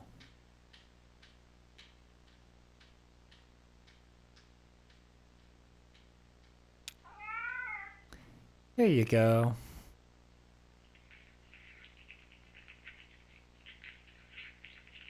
Mimi. Wait. I don't remember this test. Jen. Oh. Mimi, did we cut this one? What's the questionnaire like? Jen. No, this is just sometimes... If I can't make it in for a few days, I might leave a note to feed the cats. Mimi. For the test subjects? Wow. How do you know they'll do it? Jen. I read it on university letterhead. Mimi. Jen, that is unethical. Jen. At least I don't use university property and research equipment to make weird video art. Mimi. Very well then. I contradict myself. Jen. Ha. Mimi. I wonder which is the nobler transgression. Jen. I'll settle that question. It's nobler to feed kitties. Agreed.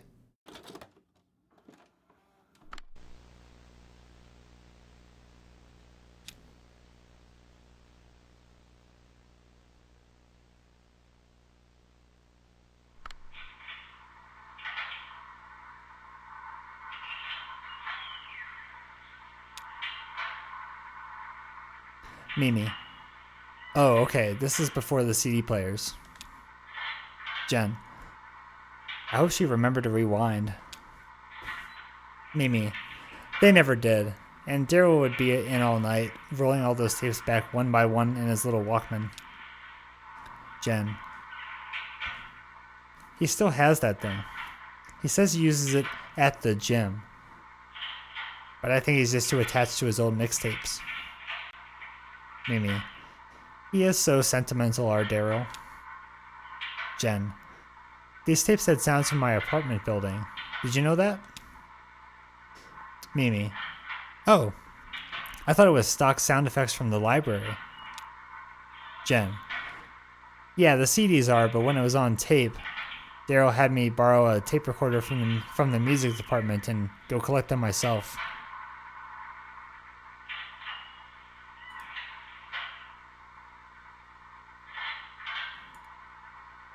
Just checking my audio. Okay.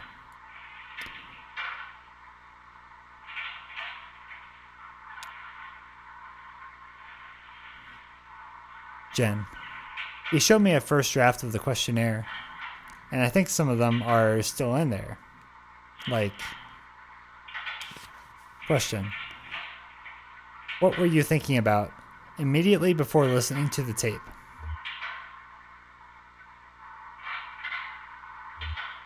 Response. I was thinking about my cousin. Question. After the tape ended, how quickly did your thoughts return to that subject?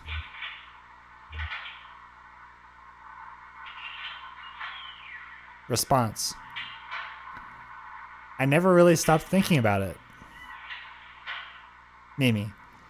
Right. I don't really get the point of that question. Jen. I think it's just there to set a baseline for the introspection index. Mimi. So all the doors opening and closing, those are all from your apartment? Jen. Most of them, yeah. Others were from the basement. We have these rows of storage closets down there. None of them are locked or anything. It's just like this weird row of doors. They're not even marked or differentiated. You have to keep count as you go and remember which one is yours. Mine is number 8. I went down there a little tipsy once. Sunday cleaning, after a few glasses of wine.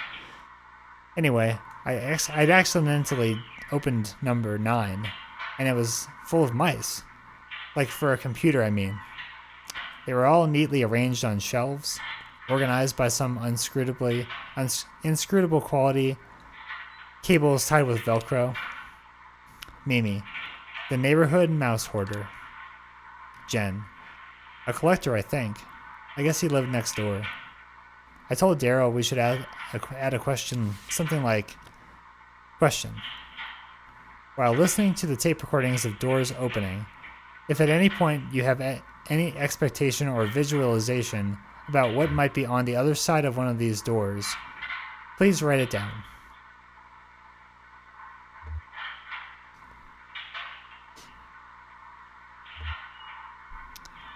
Response. The first door. I thought it led outside. Jen. I was just curious, I guess. Since it was from my building, I have a strong sense of where these doors lead, just by hearing them. But is that just from my memory, or is it inherent in the sound somewhere? Mimi. Interesting.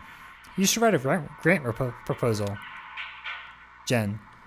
Oh, I wouldn't want to step on any toes, university politics. Oh, here's another extended monitoring tape from the waiting room.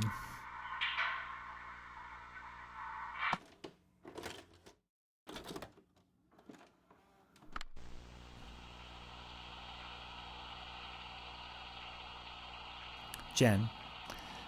Busy night. Mimi. There he is again, sleeping. Where do I know him from? It's going to drive me up the wall. Jen. Does he work at the university? Mimi. Oh, that sounds familiar. Yeah, I think he may have worked there a long time ago. Maybe when I was an undergrad. Jen. Ah, the Paleolithic. I thought he looked I thought he looked a bit rugged. Mimi. That's right, Jen. I went to college during the Stone Age. Jen. What was your major? Mimi. Fire. I don't think he was a professor. Maybe staff? It's been so long. Sometimes I wish I just barreled through, like you did, instead of taking time off before grad school. Jen. I'm sure it was the right thing to do at the time. Mimi. Yeah, or the only thing. I was such a mess. Did I ever tell you about that? My boyfriend died suddenly in my last year of college. Jen. Oh, poor thing. Mimi. It's okay. It was a long time ago. But yeah, it really shook me up back then. He was studying astronomy. We were both really into experimental music. We took a few art classes together. Jen. That's so sad. How did... Sorry, never mind. Mimi. No, it's okay. That's the thing, actually. I mean, that's what shook me up about it. It was just this random accident that never should have happened.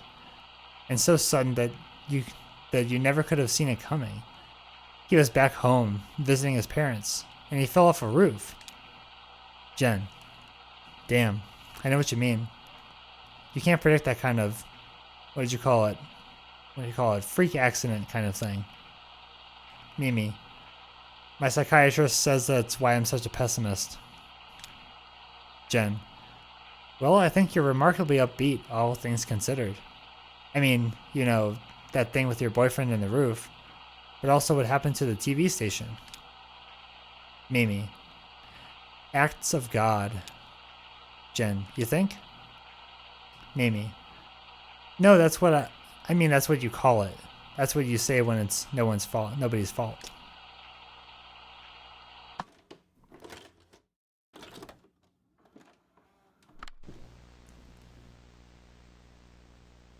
Jen. Speaking of the TV station, you were saying something earlier about that other Marquez girl? Mimi. Oh, right. I was talking about Weaver. Jen. Yeah, what exactly happened to her? You said she left on weird terms? Mimi. Yes. Well, so actually she just stopped showing up. That was pretty normal. Jen. It was all volunteers, right? Community television? Mimi. Yeah, people didn't really give much advance notice. They just got bored and drifted away. It was more like an art project than a job. For most people. Weaver Marquez helped manage the archives, like filling and sorting tapes of broadcasts. I think she was pretty smart.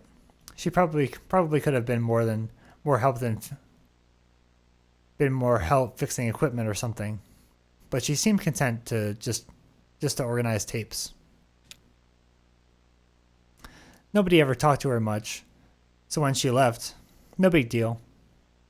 But then, a couple months later, we started getting these bizarre interventions. Question. Please consider a particular moment earlier in the day or evening. Write down where you were, what you were doing, and who else was present.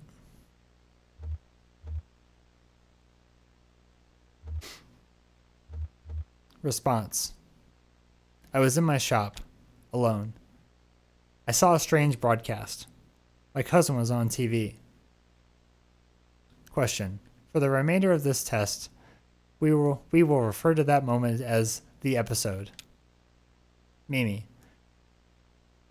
Someone would be doing a show in their normal time slot, and then suddenly the feed would cut.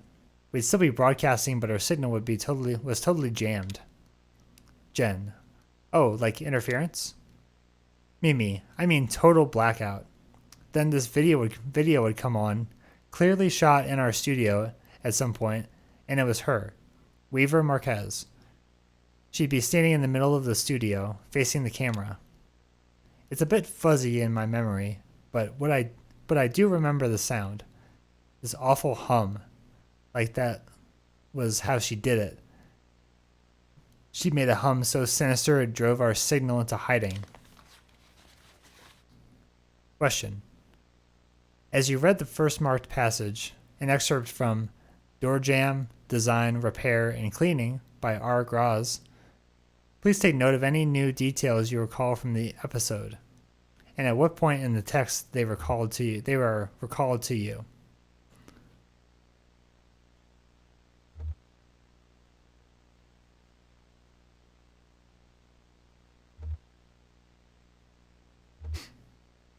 Response. The author used a metaphor I hadn't heard before.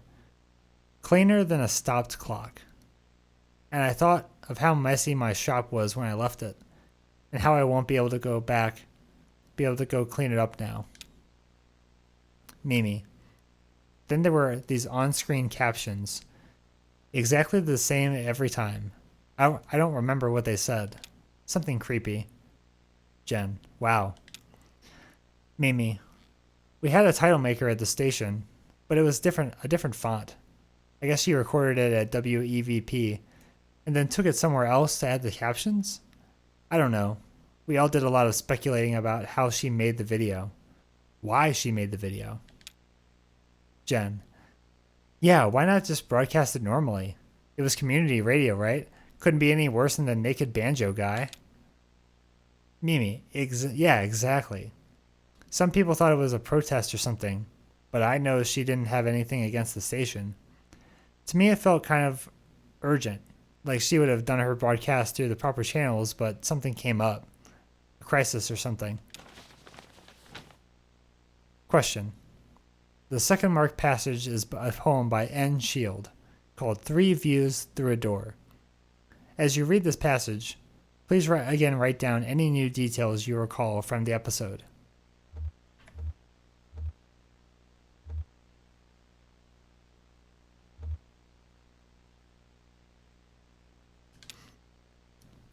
When I read the When I read the stanza about watching the rain through the doorway, I remembered the sound of the strange broadcast. The hum took over everything, even the traffic and birds outside. Jen. How often did it happen? Mimi. A lot. Dozens of times. It went on for years. We even thought about asking the police to look into it.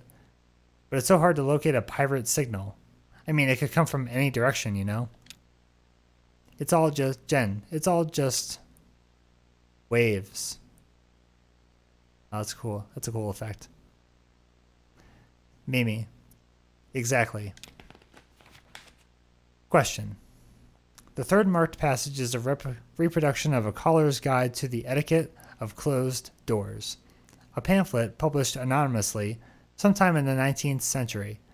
Again, write down any new details of the episode that you recalled while reading this text.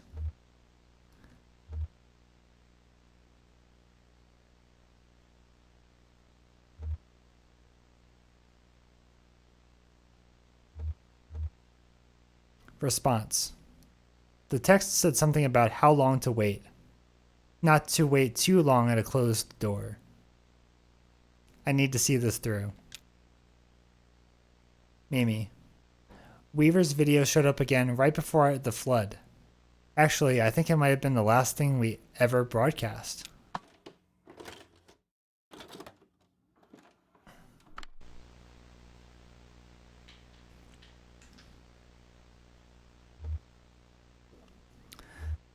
Left or right? Probably doesn't matter a whole lot.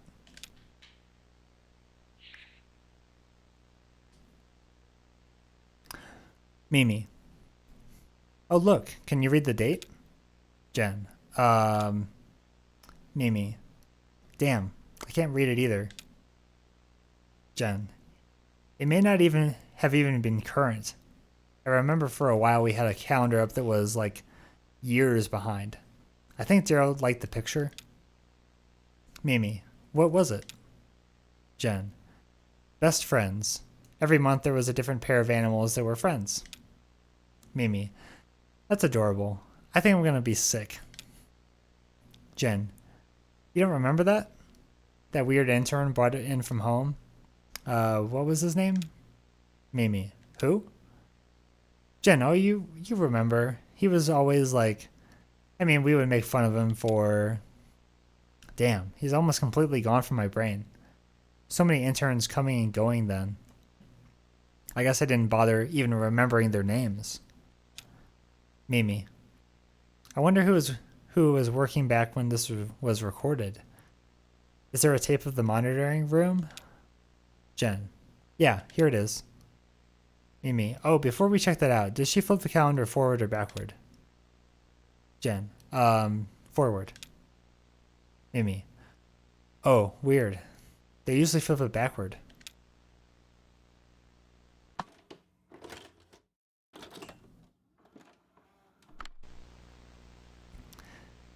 Kitty.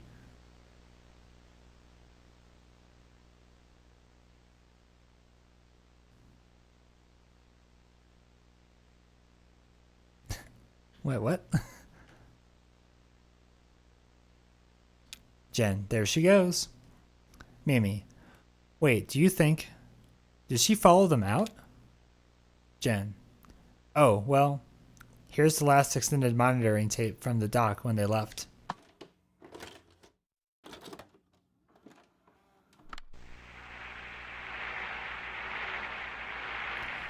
Jen. See, told you he was one of those distillery guys. Mimi. I guess you were right.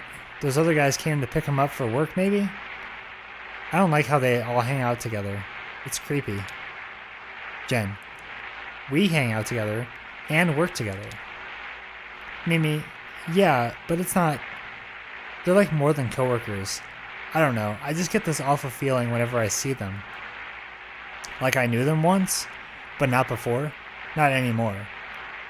Like when they make up a dead person to look like an old photograph of themselves. Jen. Sort of familiar. Sort of strange. Mimi. Yeah, exactly. There ought to be a word for that.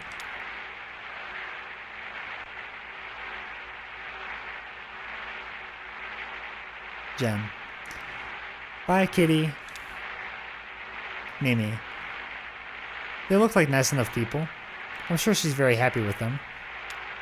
Jen. Yeah. Whoa, somebody left a scratch ticket in his file. Money minefield. Money minefield. Mimi. Do it. Jen. Okay, let's see. $5.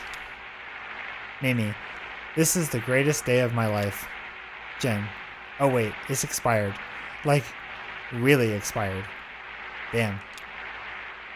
Mimi sighs. Mimi. I'm over it. Jen. So... This has been a bit of a memory trip for you, huh? I bet you didn't expect these old tapes to stir up so much. How does it feel for these people to come up again? Weaver Marquez and Wise Will? I mean, and what was your boyfriend's name? The one who died in college? Mimi. Charlie. Yeah, it's kind of a bittersweet experience, actually. Like looking at photographs of people who've died. Or moved away. Like people that are gone. Jen. Gone, but not forgotten. Mimi. No, not forgotten. You're right.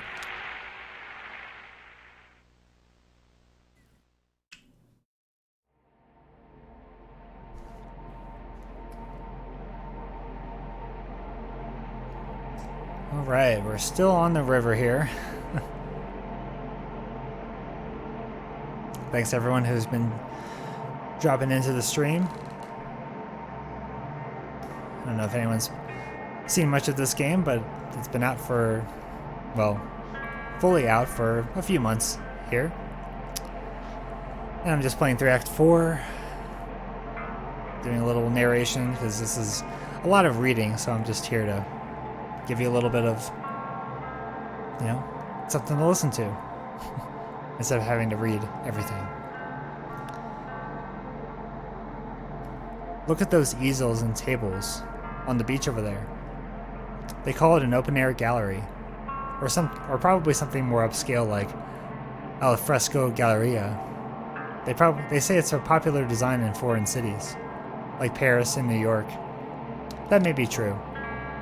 The appeal is clear enough, I guess. anyone can wander in and out. There aren't any walls or doors. There's no roof either. Just a kind of thin cloth membrane. Not quite a sheet or a tarp, but more of a drape of a rolled out spider web, looking like it might bunch up and dissolve if it ever got rained on. No concern down here for rain. Everybody thinks they're inside, just because they can't see the sky. But it's a microclimate down here, and it surely does rain. Right now, they're exhibiting some intimate photographs of small town life. There's one of a small girl playing in a puddle. She's got her back to the camera, and she's fussing with something, looking at her hands. Maybe she's stuffing a message in a bottle, or folding a paper boat. Reviews have been good. It's a popular show, probably because of its relevance. The town depicted in these photos was very recently flattened to make way for a big museum project. Well, that's too bad.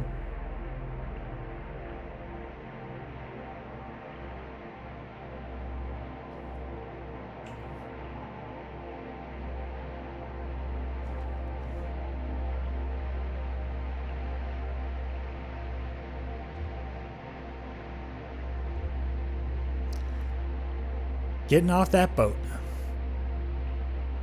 Ezra helped Kate forage for mushrooms.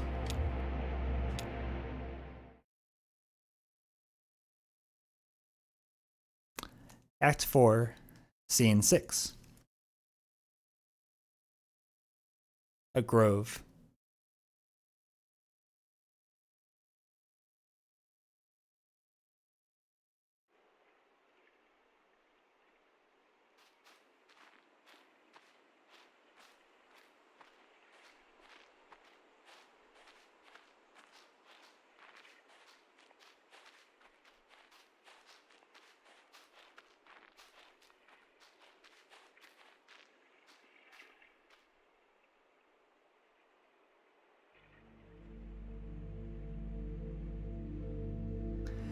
Oh yeah. I guess there's these two different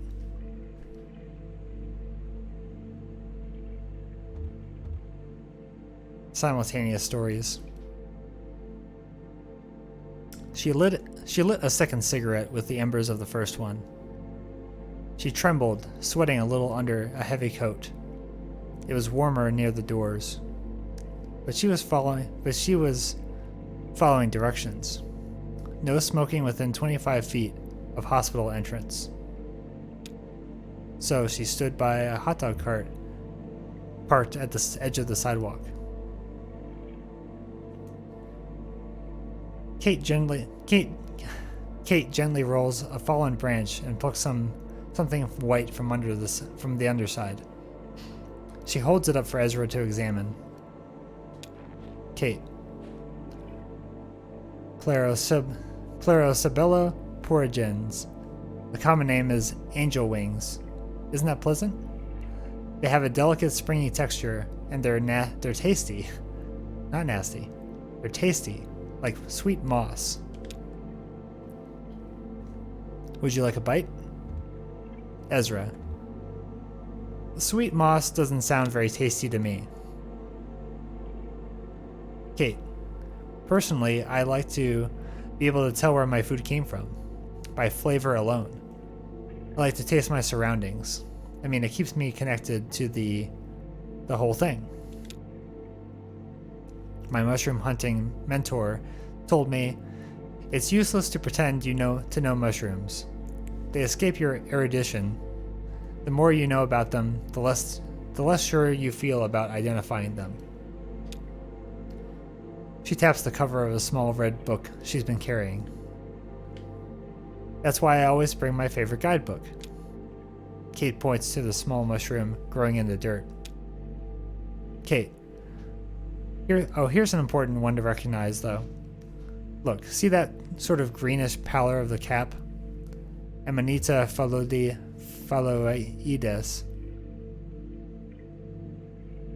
Phalloids? I don't know. It's Greek. It's phalloides. I don't know. Maybe. Amanita means mushroom. And phalloids means... never mind. I guess it is phalloids. Ezra, can you eat it? Kate, only once. It's deadly poisonous. Deathcap. That's the common name. It's killed a lot of people, this little mushroom, including a few Roman emperors. It's a revolutionary. Even the Buddha died from eating a mushroom when he was very old. That's just what they do. Clear away old things, make room for new things. Pretty important, right?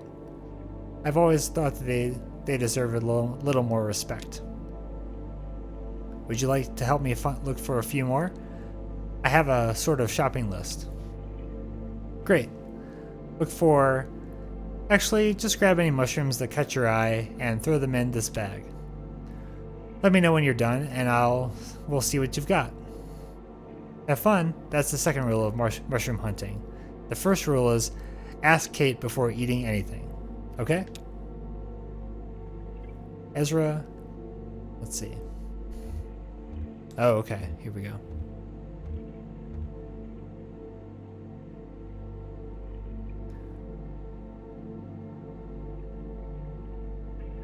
Kate examines some tree roots. She spots a couple intriguing growths around the roots of a tree. A speckled white ball and a cluster of softly growing amber caps. The hot dog vendor tried to strike up a conversation with some immediately too personal questions. She decided to give him the benefit of the doubt.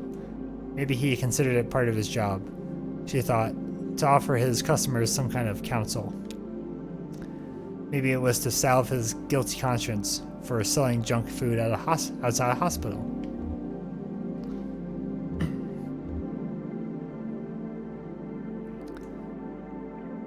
Ezra checks out a plastic bag washed up on the island. The bag is ragged and waterlogged. He nudges it with a stick, coiling up a plastic thread and spreading it out on the beach. He didn't like to play in the house. It was always too cold. It seemed to store up the cold at night and then slowly discharge it into his bones during the day, while the sun bounced feebly off the windows. But he liked to play in the woods behind the house. He'd taken a knife from his kitchen, selected for its long, serrated edge, meant for slicing bread. Its teeth had reminded him of a saw blade. He was determined to collect some firewood to heat the house. There were no mushrooms in the bag.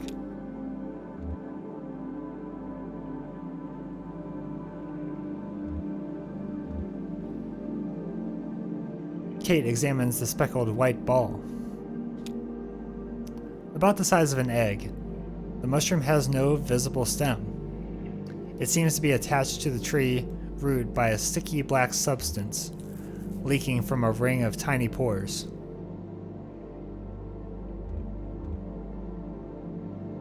Kate gently pries the mushroom off the tree root and puts it in her bag.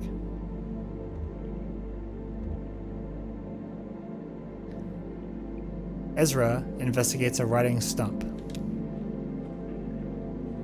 The stump is ringed with overlapping shelves of mushrooms, striped brown, blue, gray, white.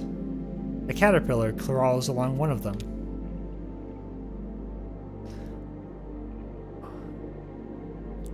He didn't have any friends nearby. None of their new neighbors seemed to have any children his age. So when he played alone in the woods, alone, except for the deer. Ezra inspects the caterpillar. The caterpillar shuffles listlessly across the mushroom. It seems to be dragging several of its legs. An odd, brown-black thread protrudes about 2 inches out of its head. He saw strange lights in the trees, flickering purple. He kept going. Ezra carefully picks up the caterpillar and puts it in his bag. Ezra closes his eyes and listens to the water and the distant clicking of bats.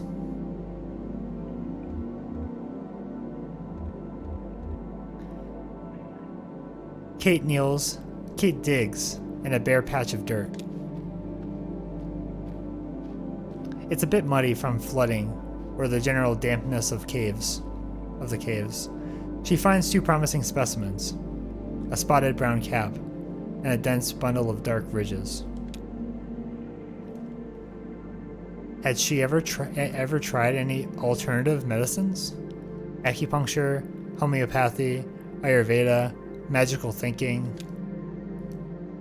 She said she'd never heard of any of those things. He fished a stray hot dog out of the pickle jar. Kate inspects the dense bundle of dark ridges. Dark brown ridges and folds cover the surface of the mushroom. It has a pleasant, almost fruity smell. Kate plucks the mushroom from the dirt and puts it in her bag. Kate tries to wipe off some mud off her boot. Oh, I missed that.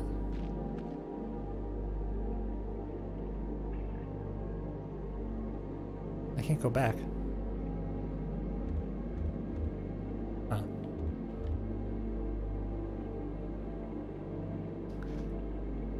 I guess Ezra was laying for a while in the mud, examining the pale upper branches of the sycamore tree, listening to the soft rumble of a faraway thunderstorm. Then, louder, closer, and his hair stood on end. There was the bird. Kate. Oh, you got one? Let's see it. Ezra hands Kate the caterpillar he found on the tree stump. Kate. Is this a caterpillar? Oh, I see. Did you get a look at this black thread coming out of his head? That's actually a fungus. It grows in the caterpillar, eats it from the inside out, and even changes its behavior a bit. They kill for these in Tibet. I don't have much use for them in my line of work, though. Here's my haul. Kate digs out the dense bundle of dark ridges out of her bag. Kate, this one I really can't use, but I picked it up just to show it to you. It looks like a very popular eating mushroom in this part, around these parts, called a morel, but it's not a morel. Kate slices the mushroom in half, lengthwise. It's full of white fiber, the consistency of cotton. Kate, this is the easiest way to tell them apart. The real morel is empty. This one, the false morel, is actually kind of poisonous. I forget what its effects are. Exactly. Here, let me check the Vermeulen book. Kate looks through the pages of her guidebook. Kate. Okay, here it is. Reading. Symptoms include wanting to fight, demanding answers, dryness of eyes, nose, and lips, restless sleep. Dreams of flood, of rolling stones, accidents, people transforming into owls, vampires, rockets, and traveling to stars. Huh. That doesn't sound so bad, actually. Kate puts the mushroom back into her bag. Kate takes the speckled white ball out of her bag. These are called bat eggs. See this gooey black stuff leaking out the side here? I guess somebody somewhere once thought that this stuff looked like egg yolk, and it's black, like a bat. I mean, I'm kind of speculating. I don't really know why they're called bat eggs. They're not good for anything, really. and they'll give you a bad stomachache if you try to eat them. I just wanted to show it to you. Kate tosses the bat egg into the water. So, Kate, you have a brother out there somewhere? Ezra. Julian. He's going to come find me in the morning, after the work is done. Yep, we work pretty hard. We used to spend part of each night looking for my folks. But now we pretty much just work. But maybe that'll change now. I have some new friends. Do you have a family?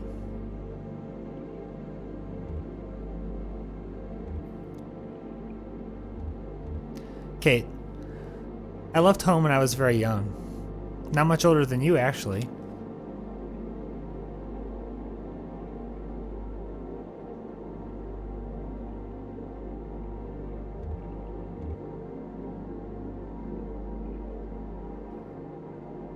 Kate. Years later, my mother got sick and I tried to visit her, but it was too late. She was all spaced out on fevers and morphine. I've basically been on my own since then. Well, that's not really true. Just about everyone who sets foot aboard the Mucky Mammoth feels like family to me now. I guess if nobody's family, then everybody's family.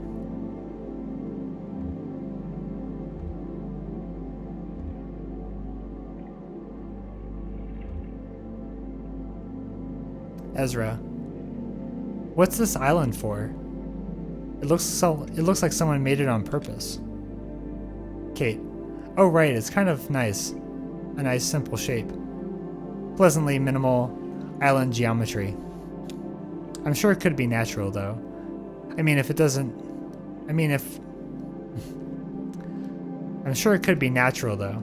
I don't know if the island itself is man-made or not, but I guess I don't know much about this place really. It's supposed to be some kind of memorial to something? Will would know more. Sorry, it's a mystery. Ezra kicks the dirt. Months later, she came across a book on homeopathic medicine in a used bookstore and bought it. She thought it was mostly bullshit, but found the author's notes on the unpredictability of mushrooms immediately compelling, spiritual even. She started collecting mushrooms on hikes, never eating them, just collecting, identifying, and discarding. Eventually, she connected with the Lexington Mycological Society and began to study in earnest the medicinal uses of fungi. Ezra. It's a mystery. I'll search for clues. She put out her cigarette, said goodbye to the hot dog vendor, and spent the rest of the afternoon listening to doctors and trying to understand the world as they did, as a list of discrete injuries to be mended.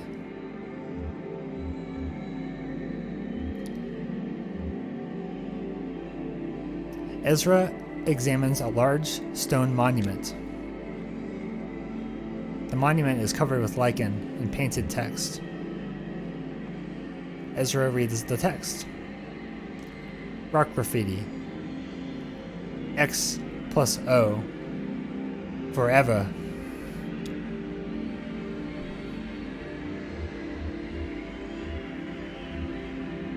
Ezra investigates a cypress tree. Oh, there's the kitties. Or the dogs? Oh, the cats and the dogs.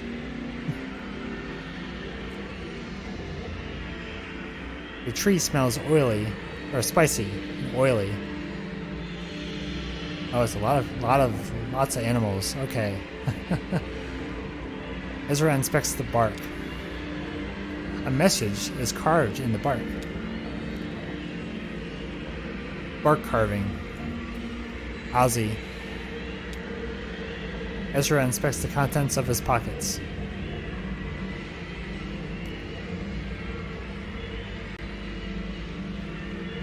Yeah, that's a lot of cats on that boat. Kate, Alright, what have you got? Ezra. That stone-faced monument has X plus O forever painted on it. Kate. Interesting. What do you think that means? Hug and kiss forever? But there could be initials. Xavier and Olivia forever. Xerxes and Olivia? Ezra. What do you think that monument is for? Kate. I'm not sure anyone remembers. Ezra. Somebody carved Ozzy on that tree over there. Oh. Huh. What do you think that means? Ezra. It's part of somebody's name, or it's short for something. Kate. Observe 0 yaks. Ezra. Old zebra yard. Kate. Ornery ornery zoologist yacht. Kate. Ezra. I don't know what that means. Kate. Yeah, it was a stretch. Well, Ezra, I don't know. I can't say I know what all that adds up to.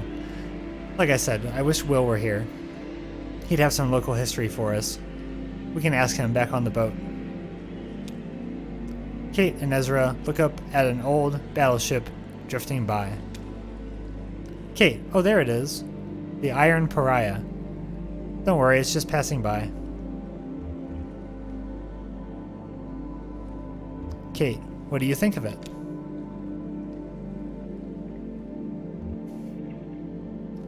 Ezra's parents shook him awake. They seemed alarmed, but not immediately concerned. They led him back to the house, past the house, into the car. Dad said they were going to stay at the bus station for a while, the one with the little arcade, with the car game he liked. Dad watched him closely in his rearview mirror, expecting Ezra to be excited or confused or scared, but he didn't feel anything. He hardly seemed to hear. In fact, he felt like he was observing the family car from the distance, from far above, from the clouds.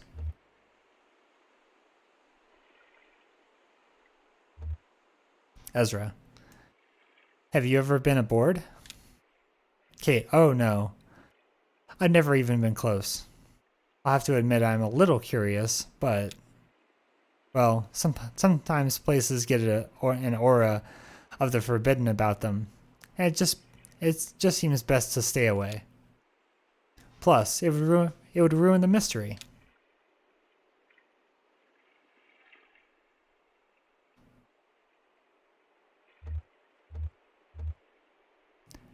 Kate.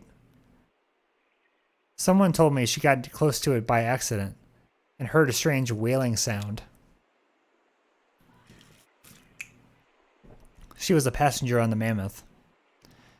She said she'd been out fishing on a rowboat and got swept up by a current near the cluttered place. Before she knew it, the Iron Pariah was upon her, unimaginably massive up close, but eerily silent. The only sounds, she said, were the lapping of the lake water against its iron hull and a faint sort of, well, she said, a chorus of mews. I'll be damned if I know what that sounds like. I've never gotten close enough to the ship myself. And supposedly there's nobody even aboard. No people, I mean. There must be something on board there. There must be something on there.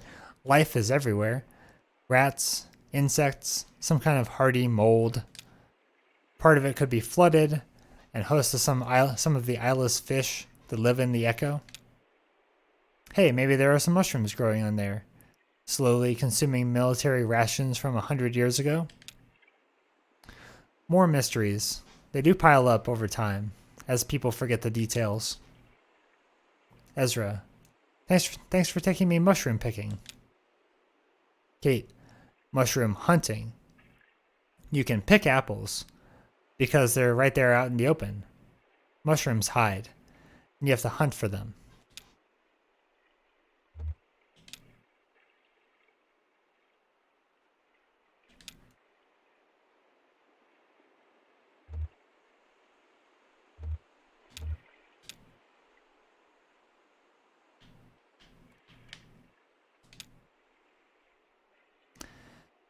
Yes, I think it's time to go.